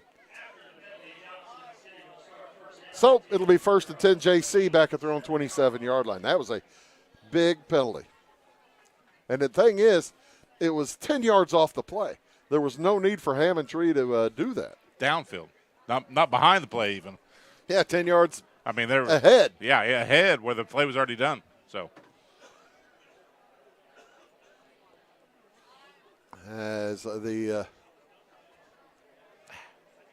staff continues to work. See that Nebraska now leads Illinois 17-10. Illinois up in Lincoln. You ever been to Lincoln, Nebraska? No, sir. It's a very nice place. I was up there for a football game 5 or 6, 7 years ago, and Illinois led till about 5 minutes to go in the game. All the way. Lead, and then they got caught. What Big Ten stadiums have you not been in? Now, Oregon. Now. I've been in the Rose Bowl. I've never been at Oregon or Washington or USC. Let's see. Rutgers? Haven't been to Rutgers. That's Maryland? right. That's the only other one. Maryland I went to last year. Okay. Saw the Illini win at Rutgers. Oh, that's Causey. Boy, he is struggling to get off the field. That is a groin cramp. Those are just the worst. This is going to be the longest bus ride home ever for some of these Johnston City Indians. You've got Causey that has obvious cramp issues, and Weaver was earlier out. So those are two of the big running backs back there. That's all they need to see more lights in. I don't think the Mules want to see much more of Lightson, but we'll see who ends up coming in. I'd say with Lightson and Evan Sanders back there, you don't want to see either of those. Marcus Lightson and Evan Sanders, I don't think. Yeah, you're right. Probably see some more Trey Johnson now. Evan Sanders at the fullback spot. At the left wing, it is Hayden Burton, and I believe you're right. Trey Johnson in motion gets the pitch. He is met in the hole and shoved down rudely by Israel Sargent. A pickup of about 3 on the play. This may be the longest third quarter ever. Whew. With only 1 touchdown. 5 minutes in, you've had a water break. You've had numerous cramping. And I refuse to tell you what's going on the weather radar, especially if you watched last week's Fairfield game or were there. Handoff, it will be Evan Sanders. He pushes the pile forward, going to pick up 4, maybe 5.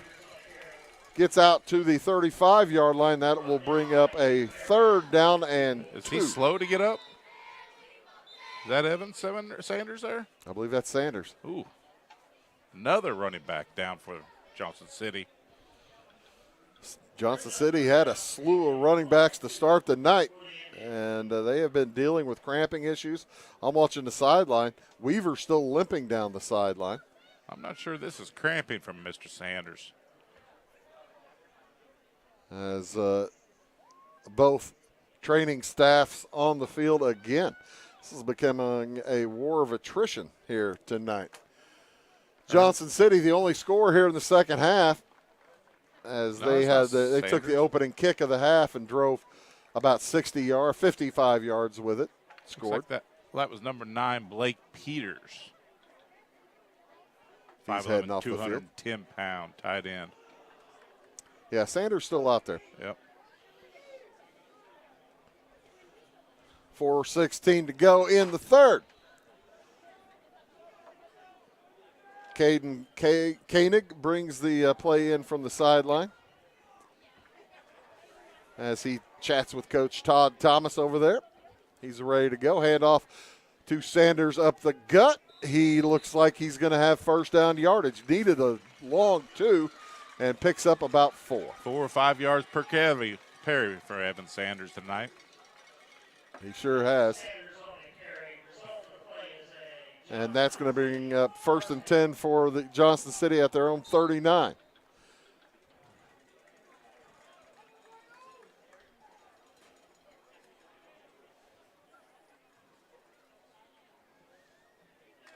So, 1st and 10.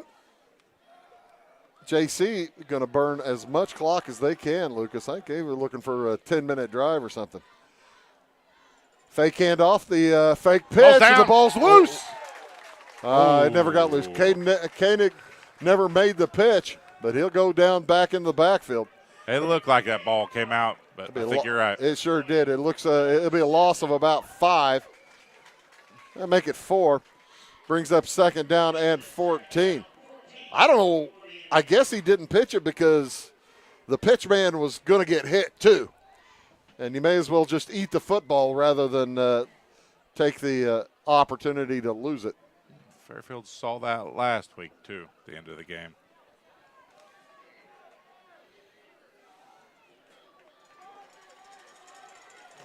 So 2nd and 14. Back to throw. Across, he's got a man wide open on the side. It's Causey, and he can't catch up to it. It's a good thing he was cramping up earlier. That was the play. That was the play you were calling for. Yeah. You said the play action pass is going to be there. He was open. He was open. There was nobody within 15 yards. Yeah, I don't think they were behind him. I don't think any Mule saw him. I don't think any Mule defensive back saw him. No, the safety on that side was 5 yards behind him. He was already clear of everybody. So big play for the Mules defense, 3rd down and 14. Back here in Johnston City territory, you got to figure that this would be punting situation. Back to throw again is Koenig.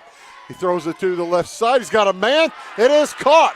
Big gain on the play all the way up to the 28-yard line of Fairfield. That is a 15 plus 22 is 37-yard gain on the play. Good pass. All the way up ahead to Wyatt Henderson. And, boy, he got out behind the defense as well, and he was wide open.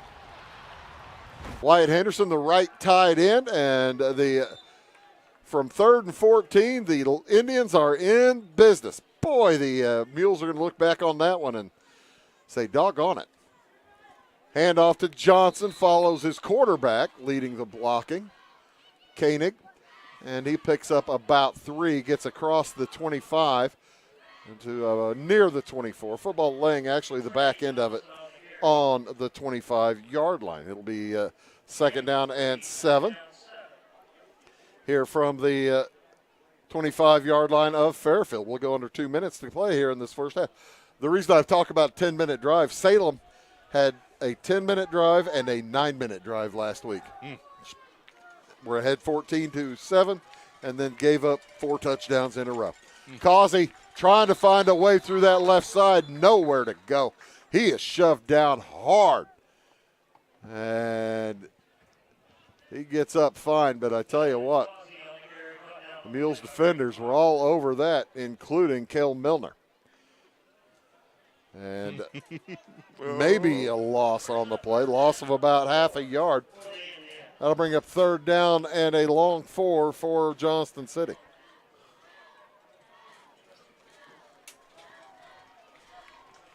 Brayton Robertson comes out of the game. He's fighting some cramping issues himself, it looks like. I think you're right. Handoff straight up the gut. It goes to Hayden Burton. And he's going to be close to 1st down. He needed a solid 4.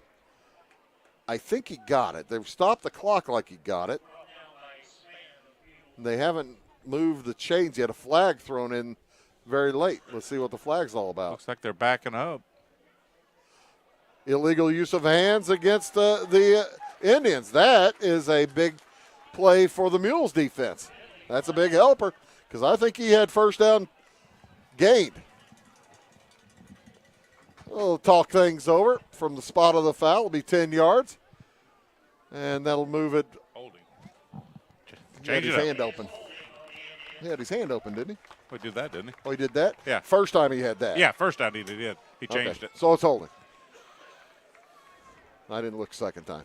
I didn't figure he'd change. Yeah. Come on, Rocky. So third down and a short 10 for the Indians. Football laying between the 28 and 29 yard line of Fairfield. Mules need to stop. They're not looking for the full 9 here. They take 5, 6 yards and be very happy when 4th and 3rd. Causey on the right side. Burton the back to throw. He looks deep for Causey. Almost picked off. Causey became a defender and knocked it away from Austin Grieve.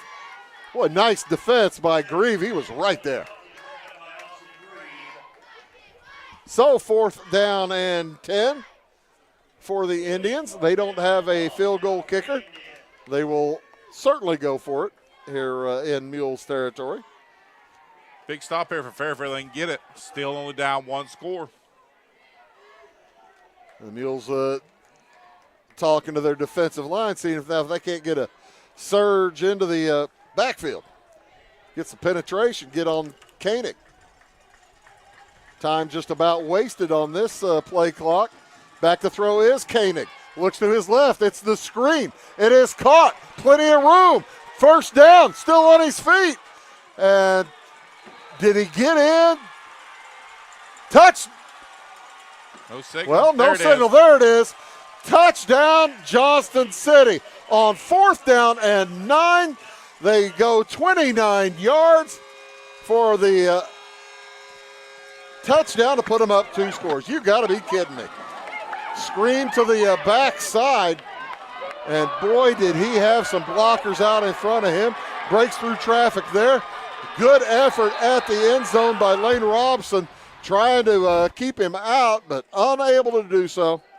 And the touchdown for Johnston City. We'll put the Indians up by 14, going for 16. Becomes a 2-score game either way. Handoff straight up the gut, Sanders. And with 30.8 seconds to go, it's a 16-point lead as a we got a flag. Flag is down on the sideline. As Justin Townsend was out there waving, trying to get somebody's attention before the play. And the flag is thrown. That might be a false start, but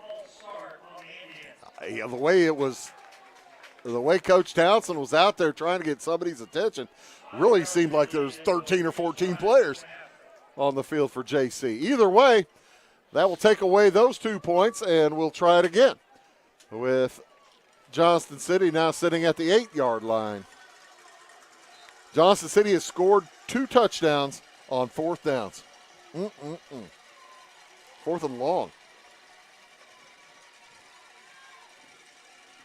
And the double handoff to the corner. It is Trey Johnson, and he is in there safely for the extra point. Doggone it. So with 31 seconds to go here in the 3rd quarter, here you see how wide open Johnson was. Coming around that corner, they blocked down, crashed down, and there wasn't anybody else out there after the defensive end got beaten on the play. That puts it a 16-point game, 36-20. We'll be back after this word. When you want an honest deal and hometown service without the runaround, go to Lamont Chevrolet Chrysler in Fairfield. Let Gabe McGahey, Sheldon Bunning, Jeff Black, Dennis Downs, Matthew Rogers, or Caleb Dunn score the best deal for you on your next new or pre-owned vehicle.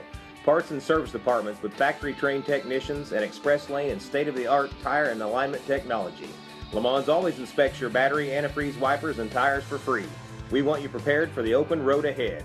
Open 24/7 at LeMansOnline.com. You'll like the way we do business.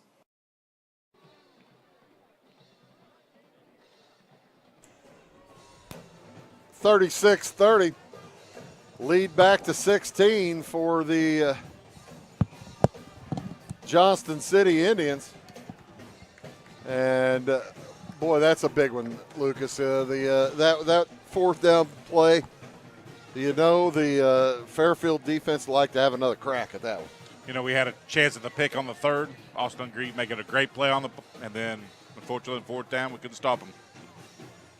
Still a quarter to go, a quarter and change.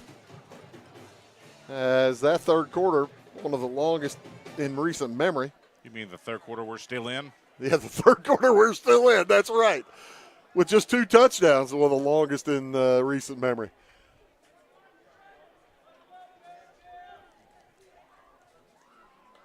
Set to kick it away for Johnston City, Nick Collum. Back deep, Keegan Downen now with Austin Grieve. Austin Grieve getting a lot of work. Yes, he is today. 5 touchdowns scored by Johnston City. They are 3 for 5 on extra point attempts. That's a nice end-over-end kick. Gathered at the 18. Same spot. Grieve tries the right side. He's got some room. He cuts back against the grain. He's going to get dropped at about the 42-yard line. Nice open field tackle by Wyatt Henderson. Good return by Austin, too. Yeah, that was a 24-yard return. The 23-yard return up to the 41 Good from the field 18. position for Fairfield to start. Huh? It's a good field position. Yeah, Mules got to score. They do not have the quickest strike offense, and they don't have time to wait. They need to chug it downfield. Fake handoff to Sargent on the keeper. Not much room for Jude Carter, and he might ask his offensive line, Bentley Rogers, hey, don't fall on me. Bentley fell on him late. That will end the third quarter. Johnston City picks up a couple of scores. They lead after 3, 36-20. We'll be back after these words. Going beyond the expected. It's what they do at Pekin Insurance, and it's been their way of doing business since 1921. It's service that goes the extra mile, and product that provides the flexibility to meet all of today's insurance needs and tomorrow's as well. Stop by and see the agents at North Wayne Insurance Agency in downtown Flora and Sisney. They will provide the financial protection and peace of mind that you need and deserve. North Wayne Insurance in Pekin, beyond the expected. Do you bowl like this? That's great. Do you bowl like this? That's great too. That's because whether you're a pro or you just want to have a lot of fun, at Peggle's Silver Dollar Lanes, we have a lane for you. We have galaxy bowling, gaming for kids and adults, Joe's Pizza, a full bar, darts, pool, and fresh and clean bowling shoes. Boy, does that smell nice. So come on down to Peggle Silver Dollar Lanes in Effingham, where we have a lane for you.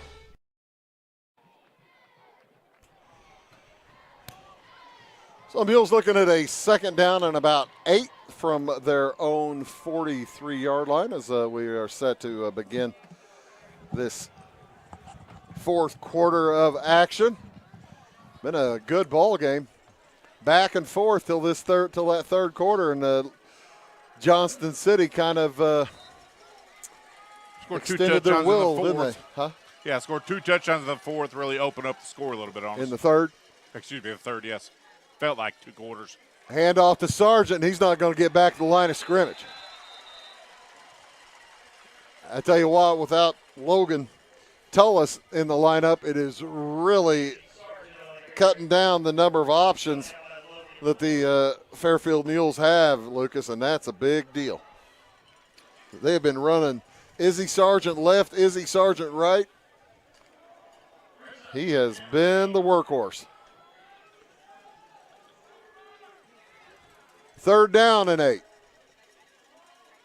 High snap, grabbed by Carter. Fires it across. Nice catch made by Austin Grieve. Tries to get near the midfield stripe. He doesn't get to the 45. Going to be knocked down at the 44. Picks up a yard or 2. He's got to catch that and get upfield quicker. Yeah, he was kind of doing like we were talking earlier about some dancing in the Johnston City backfield. Austin Grieve needed to quit dancing there. So fourth down and long. Mules are going to go for it. And back into the huddle with only 15 seconds on the play clock. They probably can't afford to burn timeouts either. 4th and 7. 5 seconds on the play clock. Carter sends a man in motion. That's Grieve. Takes the snap. Rolls to his left. Grieve catches it. He's across midfield. Down. He has it. Good job. He's going to get out of bounds at the 48-yard line and has the first down for Fairfield. Went right to the stick, just barely got past it. How about that? Here's the replay of that smart play by Austin Grieve. He took our advice on this one. Caught it and turned upfield. I think he was listening. Yep. That's cool. Appreciate him listening to Wabash Catch TV. So 1st and 10 for the Mules. 10.5 to go in the game. They're down 2 scores.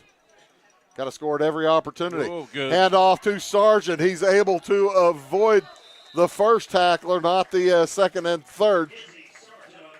Yeah, he took what was a 3-yard loss and turned it into about a 4-yard gain. Yeah, Blake Peters was out there in a heartbeat in the backfield, and more cramps for the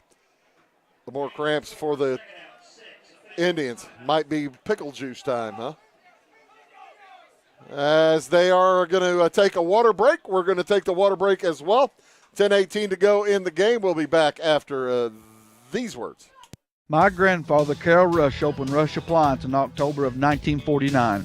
This is Sean Rush, and I am driven by the same determination and commitment to quality that set us on the road to success. A lot has changed in the appliance industry since 1949, but at Rush Appliance, we're doing everything we can to remain trusted, strong, and competitive. We are extremely proud of our roots, and we look forward to providing you with quality and service at Rush Appliance and Furniture Company in downtown Fairfield. My name is Robin Stanford. I own Stanford Marketing. It's a promotional products business along with an embroidery business. And we do custom hats, t-shirts, anything, you name it, we can make it. People like that we do stuff in-house and we can actually make things here and that we're not contracting the work out to other places. We never say no. We always try to find a way to do it. If anybody can do it, we can do it. We are hardworking women, that is for sure. Come to Stanford Marketing in Flora for all your custom and promotional needs.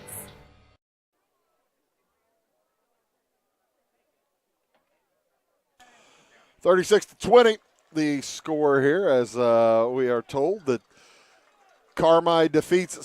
Cesar shuts out Carmi tonight. What would he say, 32-0?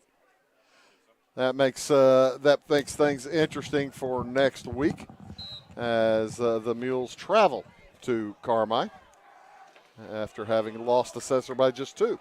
Who knows? 2nd down and 7. It's always tough to go down to Carmi and play, though. That's a tough field.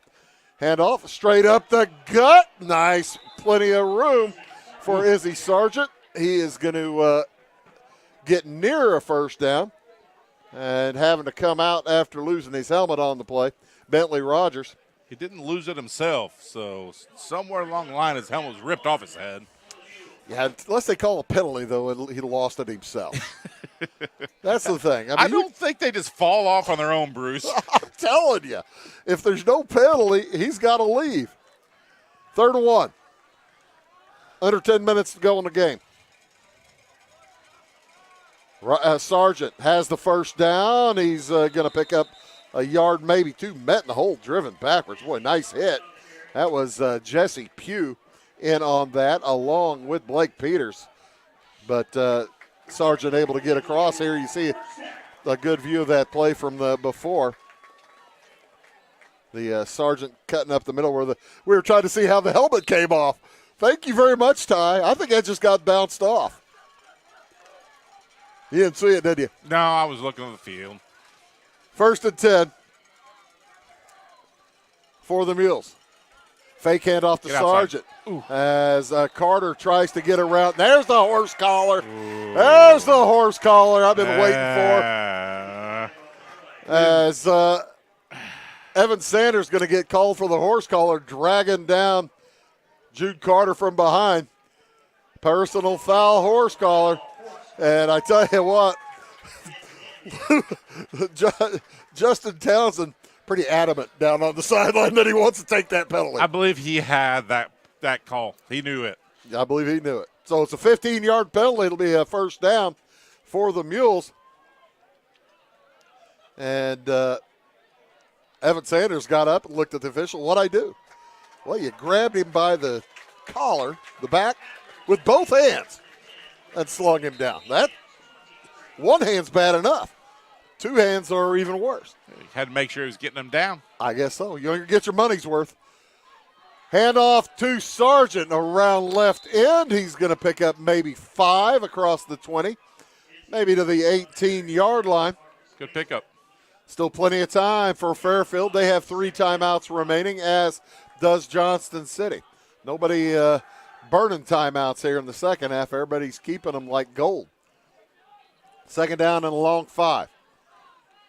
Mules need the 13 for a first down. In motion goes Miller Simpson. Fake the handoff to him on the keeper. Straight up the gut. Jude Carter's going to have first down yardage. And boy, taking a shot on the fake. How about Miller Simpson? Did you see him getting the shot from Blake Peters? It's a good thing he didn't hand it off to him. No he kidding. was taking a shot. So, first and 10 Mules at the 11-yard line.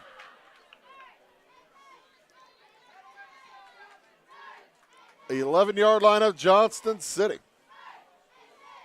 8.5 minutes to go in the football game. Mules going to have to start conserving time.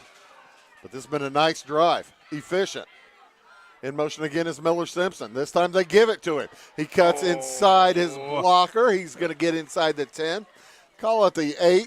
And Izzy Sargent was out there blocking.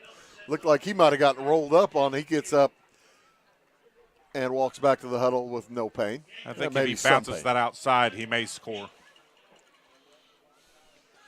He'd have had to beat the man that Sargent was blocking. Yep, that was the only guy left. Yep. And Sargent might have gotten a holding if he'd have gotten outside and made the turn. Who knows? Nah. Sargent up the gut, nowhere to go. Peters and Sanders on the hit. Sanders wants that football again. He got the turnover in the first half. And that's probably a loss of a yard on the play. And maybe half a yard. Football laying between the 9 and the 10-yard line of Johnston City. 36-20. JC leads. 7.5 minutes to go in the game. Clock is not the friend of the Mules. Cale Milner in the backfield now. Back to throw. It's caught. Simpson makes a cut to the end zone. Touchdown, Mules! Cuts the lead to 10 with 7:15 to go in the game, and here is the all-important extra point. What a nice play. Nice catch and run by Miller Simpson. And again, just like the last touchdown for Fairfield, he's dragging players into the end zone with him, Lucas. Yeah, he sniffs that end zone. He wants to get there. I was considering who I would choose for the MVP of the Mules, as they will give away the Shriner MVP for each team. And we're late enough in the game you can start considering that, but it's either Sargent or Simpson as they try a double handoff, a whistle before the play starts. Timeout taken by Johnston City with 7:15 to go. Before the extra point try, we will take it as well. We'll be back to Fairfield after this word. Give me a lumber. Doors, paint, windows, electrical, plumbing, and much more. Oh yeah, give me all your guns too. John Lucas. What? You better be dreaming about all the stuff we sell here at Zink Building Center. Oh, I would. Zink Building Center in Louisville on Route 45. It's a cool place.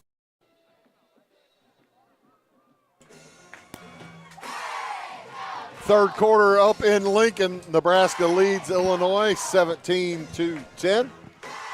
And it looks like Nebraska has the football as well. Both those teams ranked. Here it is a unusual timing to use your first timeout, Lucas, but if you need it, you need it. It's a big one, though. This keeps it a It's a big play. one possession game if they get the 2-point conversion. It's a big play for the Mules offense. They got to have it. Justin Townsend pointing to the spot on the field where he wants somebody blocked. And the way he's pointing and what he's saying, I think it's going to be a pass, and he's giving Jude Carter a chance to throw either to the right corner or over the middle. I don't know. That's too demonstrative. I think he thought they were watching him, and he was faking the pass. Oh, is that right? And now it's going to be a run. That could be. Hey, that could be. There are Johnston City coaches behind us and above us.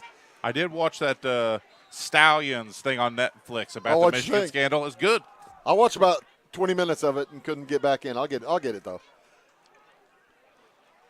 Double pitch and back to throw over the middle. It is intercepted. He was talking to Miller Simpson. Simpson got the second pitch and threw the ball over in the right corner. It was covered, thrown back to the middle, intended for Keegan Downing, and that was just short. So, still a 10-point game with 7:15 to go. We'll be back after this. It is all things new at Zimdar's Heating, Air Conditioning, and Appliance Repair. We have a new line of heating and cooling equipment and new technicians. Our new equipment line offers 24 months free financing and excellent warranty coverage. Our experienced service technicians can provide you with quality service and repairs on all brands of HVAC equipment. Zimdar's has been serving Clay County and the surrounding areas for over 23 years. The employees of Zimdar's are here to help, so call local and call Zimdar's.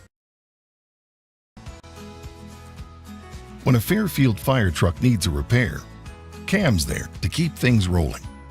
And as part of the volunteer fire department, Justin's looking out for Cam and all of Fairfield.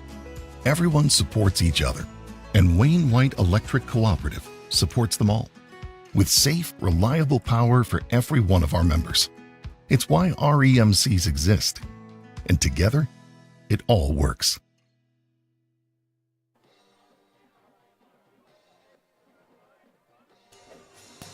Fun of the old ballpark on a warm night here in Fairfield. 7:15 to go in the game. Johnston City with a 10-point lead, and is it too early to consider an onside kick, Lucas? Yeah, we need to stop. We better kick it long. No, I don't think so. You go ahead and kick the onside kick or the squib anyway. That's my thought. Looks like that's what we got. That's what it is. Onside, it goes 10 yards. Falling on it, looks like successfully Wyatt Curley, number 20. As it was a nice kick, a little bit fast. 10 yards. A little bit fast. One of those kicks you need to take a little bit more time to go 10 yards. But it went right to Wyatt Curley. And they'll be 1st and 10 Indians at the 50. That's the thing, though. Even if you don't get it, like they didn't get it, you're going to have to stop Johnston City anyway. Yep. If you kick it deep, you're going to have to stop Johnston City. You're just probably giving up about 20 or 30 yards of field position. Hand off to Causey. He is hit and dropped by Aiden King, number 51. Clearly the best number on the field. That was one of them. I wore 51 at home, 53 on the road. And even nice open field tackle. Let's see what the penalty was. It was, they haven't really made Fairfield an indication. had 12 on the field. Do they still? No, 88's over here. He didn't get Wayne off the Robson. field before the snap. If it is that, as Lucas says, yep, illegal substitutions, a 5-yard penalty. It'll be 1st down and 5. You don't, no, buddy, you're not going 5 yards from the end of the play. No. Hey, bud, what are you doing? 2 yards back. That's 5 yards. Hey, come on. That's a come on. That's bad administration, Rocky. Let's go. That ball should be 2 yards back. It's not from the end of the play. 1st down and 3. Hand off to Causey again. He gets across the 40, and he is held up. Pushed backwards. He will gain the 1st down, the yard to gain. was the 40. He picked up 4 on the play. It would be 2nd and 1, Lucas. You are correct, Bruce. Hey, man, it's 4 weeks into the season. I guess everybody can make mistakes still, but it's a pretty easy one, though. That is a pretty easy one.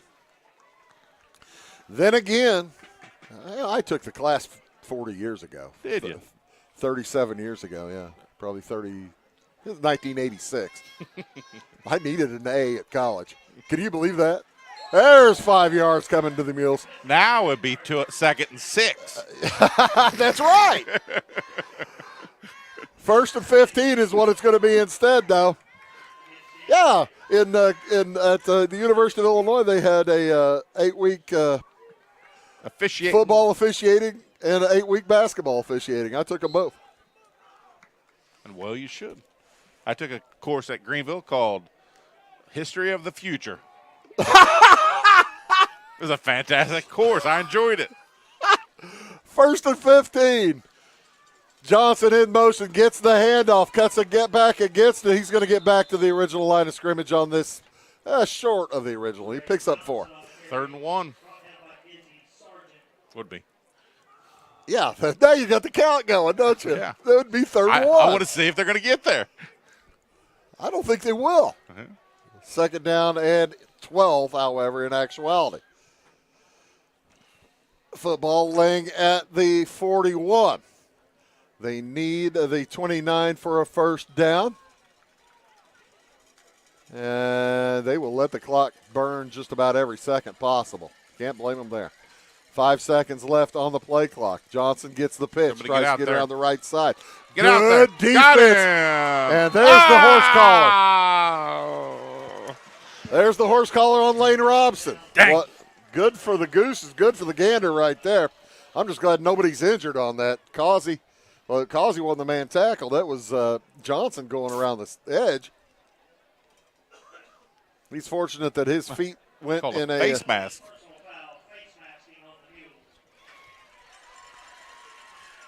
Really? Looked like a horse collar from over here, but well, we do have Ty out there in the replay truck. He may not have gotten that, but it doesn't matter. Either way, it's a 1st down.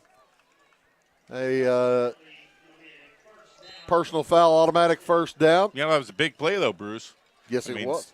Caught him behind him. Here's the replay. Oh, face mask. I think he got both of them. I think he did. Can you penalize him 30 yards? 1st and 10 for Johnston City and some motion. Man.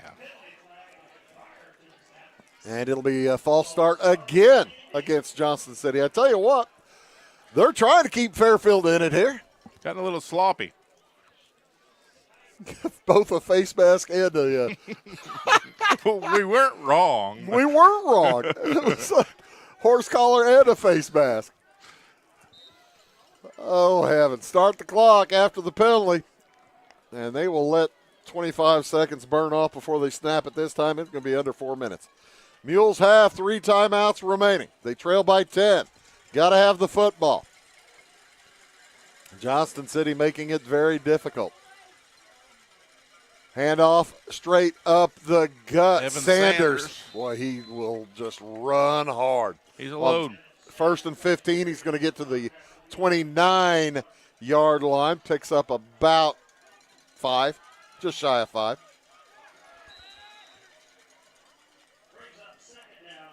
And another stoppage for an injury as Brayton Robertson cramping. He was fighting him in the 3rd, still there. Both teams head to the sidelines. We're going to have another water break. 4.5 minutes to go. It is 36-26, and Johnston City is driving. We'll be back after these.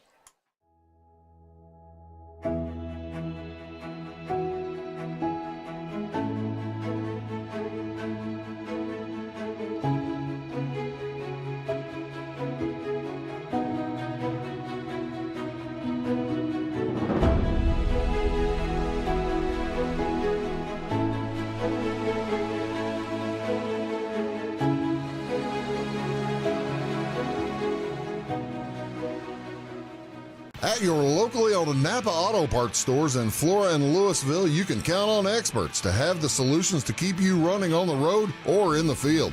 More than just your car, the Napa Auto Parts stores in Flora and Louisville carry a large inventory of Napa products for farms, heavy trucks, and just about everything that moves. Experienced associates understand your needs and are ready to help with the perfect part at a great value. That's Napa Know-How at your locally owned Napa Auto Parts stores in Flora and Louisville.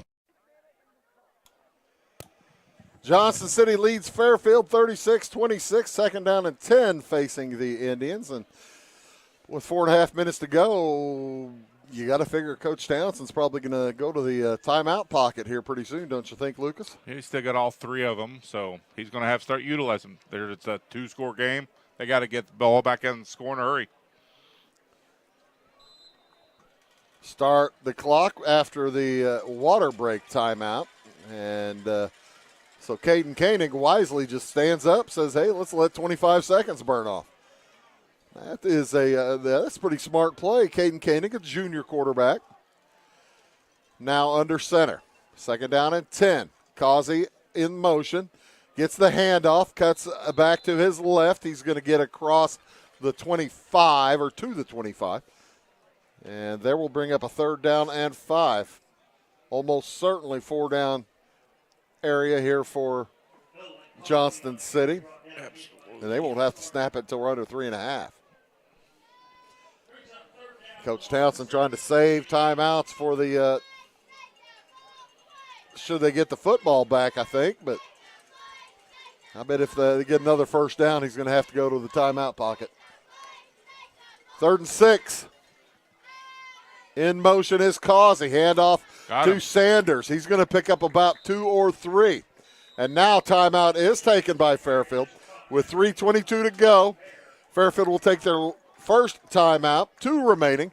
When we come back, it will be 4th down and 3 as the Mules are facing their backs against the wall here. That was the silliest thing I've said all night. Facing their backs against the wall. Unbelievable. 3:22 to go. It's a 10-point game. Back after these.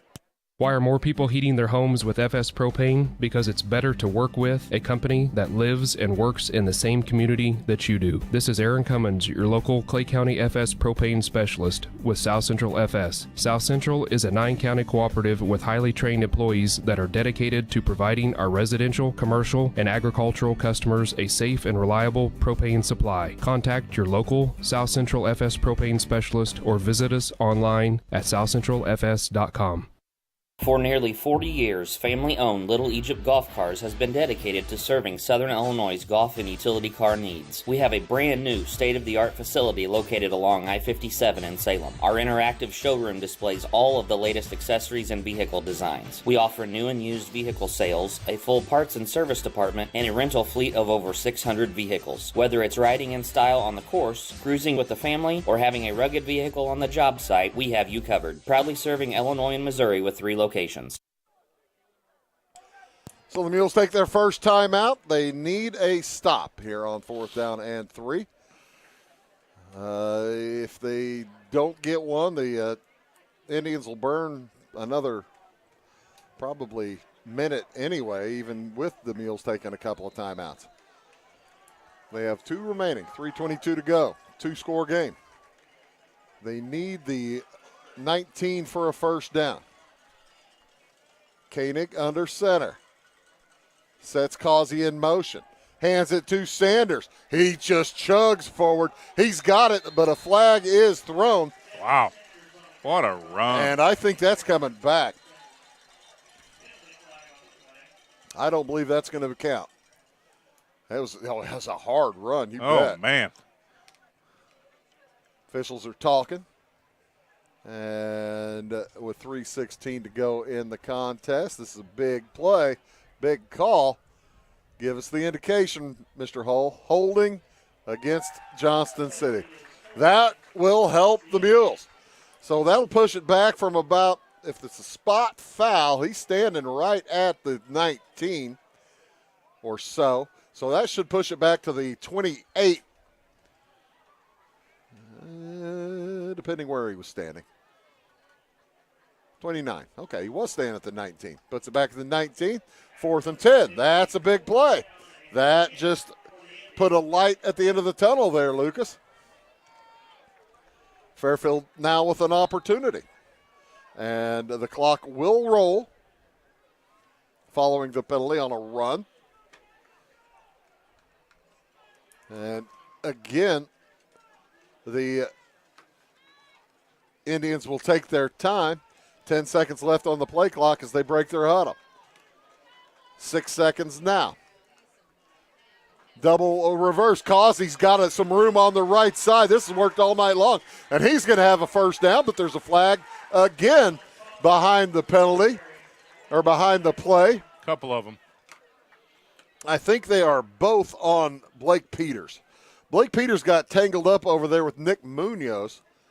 And let's see what the white hat threw a flag, as well as the side judge, holding against Johnston City. Yeah, they want to make sure they both had it.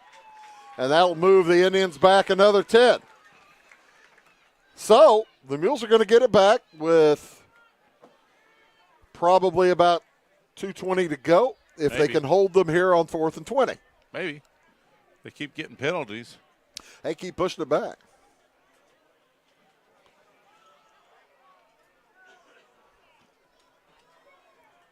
And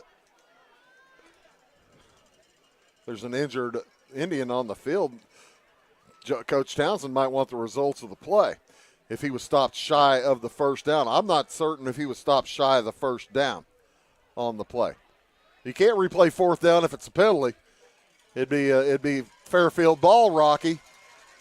And that's what Mr. Townsend, Coach Townsend, and the white hat are discussing. If he declines the penalty and he was stopped short of the line to gain, it's first down Fairfield. And that's what Justin Townsend is trying to clarify.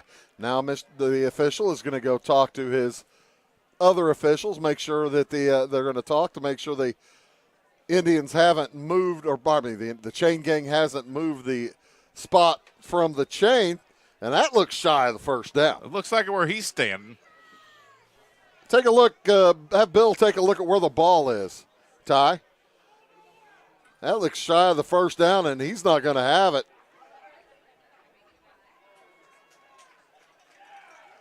Well, we're marching them back again. Well, now, so who's going to have the ball?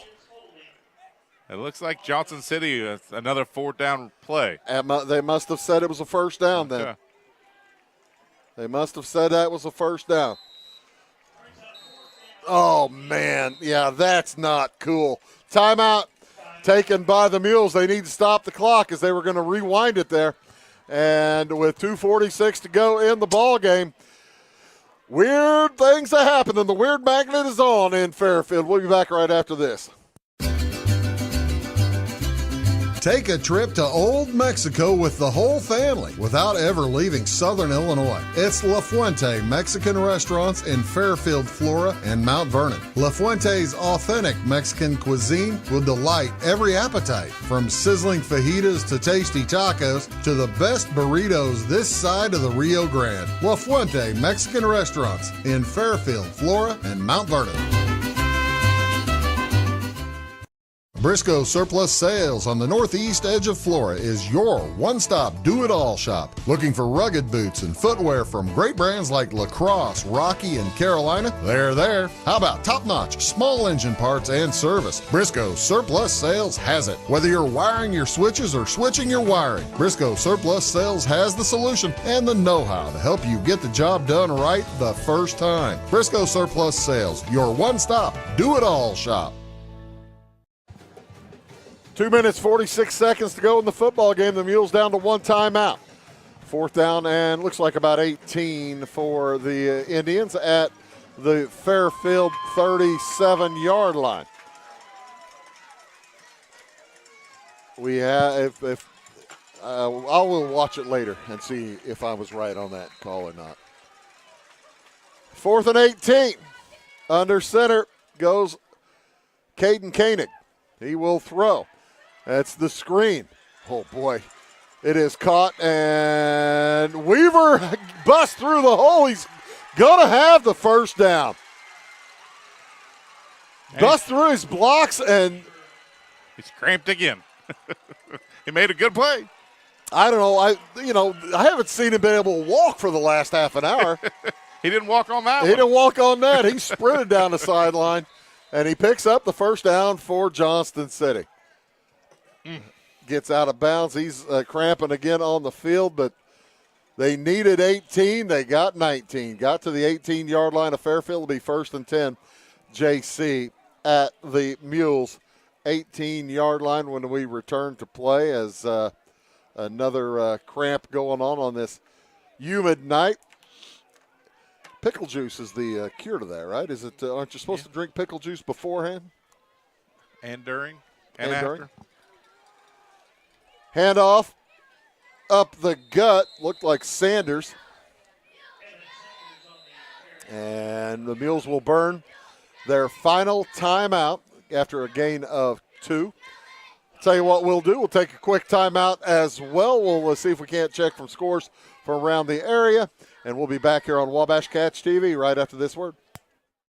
Having car trouble, need a tow, or just some routine maintenance? Butcher Automotive in Louisville has you covered. Locally owned and operated, Butcher Automotive offers complete vehicle repair services along with tire sales and wheel alignment. They're your local Hankook tire and interstate battery dealer. Butcher Automotive offers free local pickup and delivery so your car can be repaired while you're at work or at home. Butcher strives to treat everyone's vehicle as their own. At Butcher Automotive, they don't want you to give them your business, they want to earn it. This is Christy, inviting you to wrap yourself in lasting luxury at Carnaby Square. We specialize in one-on-one customer service, high quality, head-turning, on-trend fashions, footwear, accessories, and a complete line of Brighton leather goods and jewelry. If you want a nick,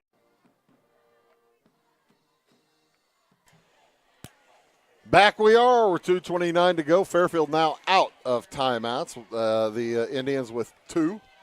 2nd down and 8 at the Mule 16-yard line. Fairfield's defense looking for a miracle now. They need a fumble. They need interception. They need something as Nolan Causey cuts through the middle. He's inside the 5. Stopped at the 2. So it'll be 1st and goal inside the 2-yard line for the Indians. Tell you what, there is a severe advantage, Lucas, to having a slew of running backs that you can just run in over and over and over. The depth of that stable of backs is something to see here for Johnston City. Well, with the injuries and the cramping that both teams had, it's a good thing they have that many running backs. As 1st and goal, call it the 1-yard line. We will be around 2 minutes to go in the game when they snap the ball. Koenig with the tush push behind him. Is he in? Touchdown, Johnston City. Quarterback plunge with 1:59 to go. Johnston City goes up by 16. And you can see Evan Sanders just shoving him in. That was illegal till about, 3 years ago? I believe so. Oh, touchdown Illinois. How about that? Illinois with an extra point to tie.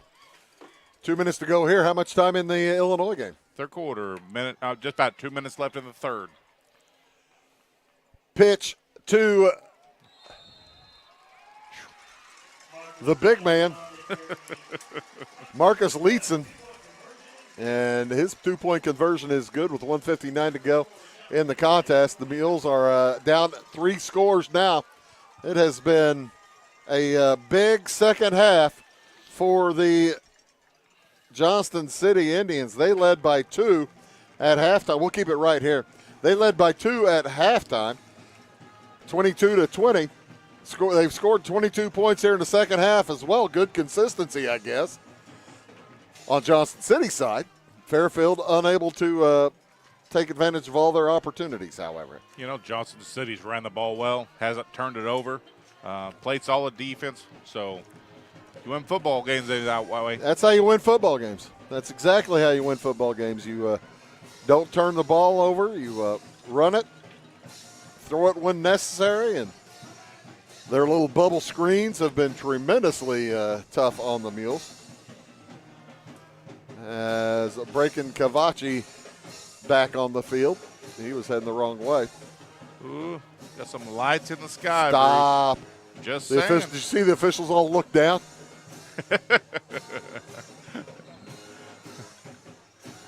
They open it up now. You're on your own. Going to the house. I suspect with only 2 minutes to go, we'd all go to the house. Yeah, everybody's done. The wind is beginning to blow a little bit. The radar shows a little activity. North of us? Yeah, it'd be about 15 miles away. Set to kick it away, Nick Collum. We do have award presentations after the game. We will see if we can't get those done in a real hurry. As Collum kicks it, and guess who? Austin Grieve on the comeback. He's got some room. Gets out to the 40 before he is met angrily by Keegan Deason. Austin Grieve's had a good game. That was a nice return. Austin Grieve, you're right, has had a fine ball game both defensively and offensively. Or on the run backs. So 1:52 to go in the football game. Fairfield out of timeouts. Down by 18. Cooling off just a little bit now. Touch of breeze out there. Yeah, the flag's beginning to move too. 82 degrees as the ball's thrown to Miller Simpson on the left side. He gets through. He'll get a first down. That will stop the clock inside Johnston City territory at the 46 of the Indians. They will set the chains and start the clock with 1:46 to go. Clock is rolling. Jude Carter at the quarterback. He's got Izzy Sargent behind him.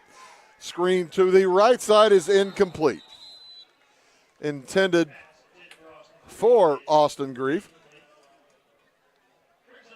And that'll bring up a second down and 10 for the Mules. Fairfield trying to get some points on the board. Get some points. Get some happy points because they're not going to come back to win tonight. That'd be a heck of a comeback. Be a heck of a comeback. Next week, Fairfield heads to Carmi. Carmi losers tonight as a nice run again. Izzy Sargent with Good a whale run. of a running night. Who's got the touchdowns for Fairfield? Miller's got 3 in the air, and Israel's got a 33-yarder. So, how about for who are we going to give it to on the other side? Nolan Causey had a heck of a football game. He's got 2 on the ground. Lightson's got a long run. Sanders got a run. Henderson's got a run. Hand off to Miller Simpson. He gets across the 30. He's dropped at about the 28. The clock will continue to roll. It'll be about, 50 seconds or so before Fairfield snaps it again. Can you just give it to the JC backfield? You really can't. I mean, maybe give it to Caden Koenig for handing it off all those times. He's got a couple of touchdown passes too. So, yeah. Hand off to Austin Grieve. Cuts Good back. cut. He's going to have first down yardage to Caught about the the 23. I thought he had something there.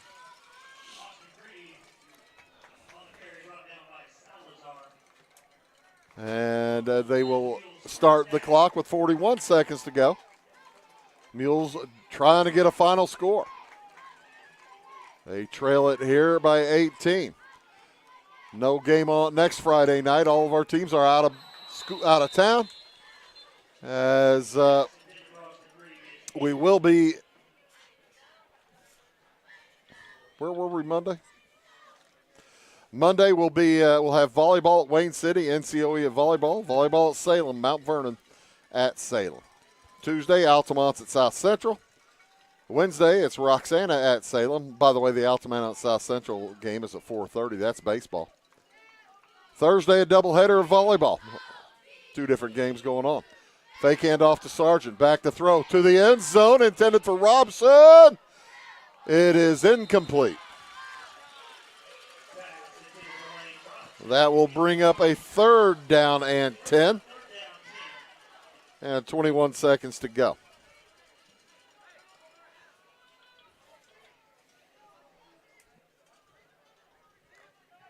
You got to figure you go with Miller Simpson or Israel Sargent. Don't know who they're going to go with. And you got to figure Nolan Causey or maybe Sanders. I don't know. Option. Pitch to Sargent. He's got some room. He's inside the 5 or at the 5. That's where he is stopped. They'll stop the clock with 13 seconds to go. And the Mules will have time for one more play as Jude Carter's back in there ready to go.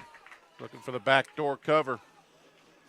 And they'll probably, looks like they're going to spike it. Backdoor cover. You think we're a double-digit dog? I think so. Yeah, probably near that. Team comes in with 140 points, hadn't given up any points. Yeah. And 12 seconds to go. There's a flag on the play. Because there needs to be a flag on the play. Yeah, I don't believe everybody was set for Fairfield. Yeah, false start. So now, basically with 12 seconds left, you got to go to the end zone, or if you go shy of the end zone, you got to get in because you won't have time to snap it again. Mules trail by 18. Is there an 18-point play? I don't think they've introduced that yet. Like the Rockin' Jock? Mm-hmm. Rolling to his left on the keeper, stopped at the 5.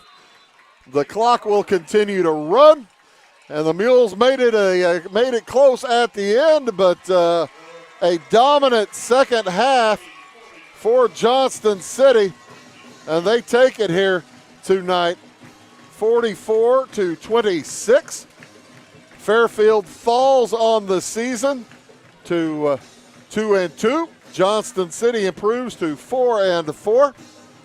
4-0. As the teams head out to the middle of the field to say good game, good game, good game, and then we'll stick around to see who is going to take the vaunted Shriner prizes. As I see the Shriners heading over there on the left-hand side, the east side with the prizes.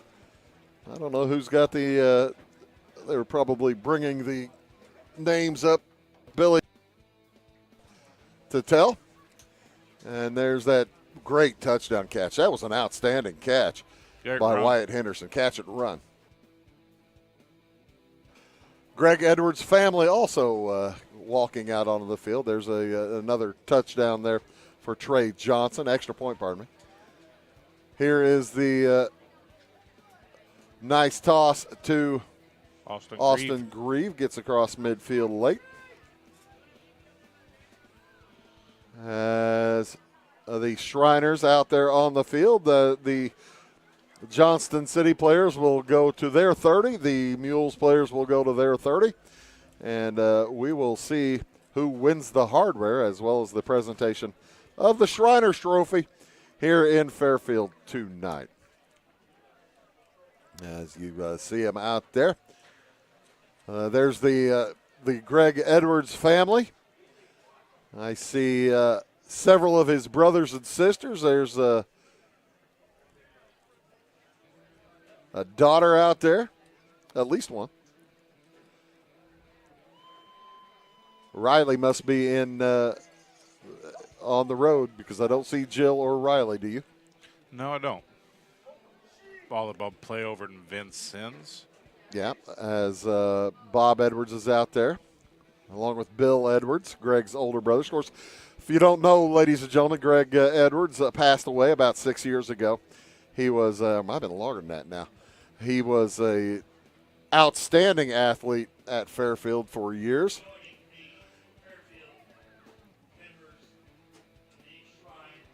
back in the 1980s, 1970s and 80s. Graduated in 1981.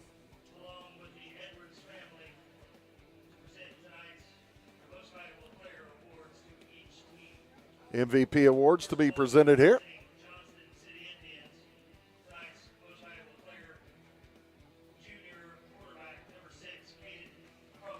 Had a great game. Caden Koenig. No mistakes. Couple of touchdown passes. One on the ground. One on the ground. Nice night for Koenig. And that's probably Greg's grandson handing him that, isn't it? I'm not sure. I don't know who it is. Oh, there's one Jill. of the Coles boys.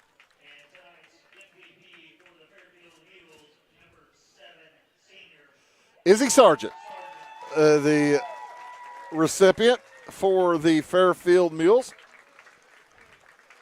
And, of course, they will present the championship trophy of the Shrine Game to Johnston City, again winning it here this evening here on Greg Edwards Memorial Shrine Game night. As the Lightning beginning, game's over. Referees can't stop anything now. Good game, though, for both teams, wasn't it, Lucas? Yeah, they both put up some pretty good numbers, 44-26. Fairfield just couldn't quite keep up the pace that Johnston City did. Mules Johnston City run game is fantastic. Mules heading to Carmine next week, and Johnston City will go home next week where they will face the Flora Wolves. For all of us at Wabash Catch TV, we appreciate you tuning in tonight. We'll see you all next week. Thank you so much. For all of us at Wabash Catch TV, my name is Bruce Dickey, reminding you tonight's final score. It was Johnston City over Fairfield, 44-26. So long from the train yard.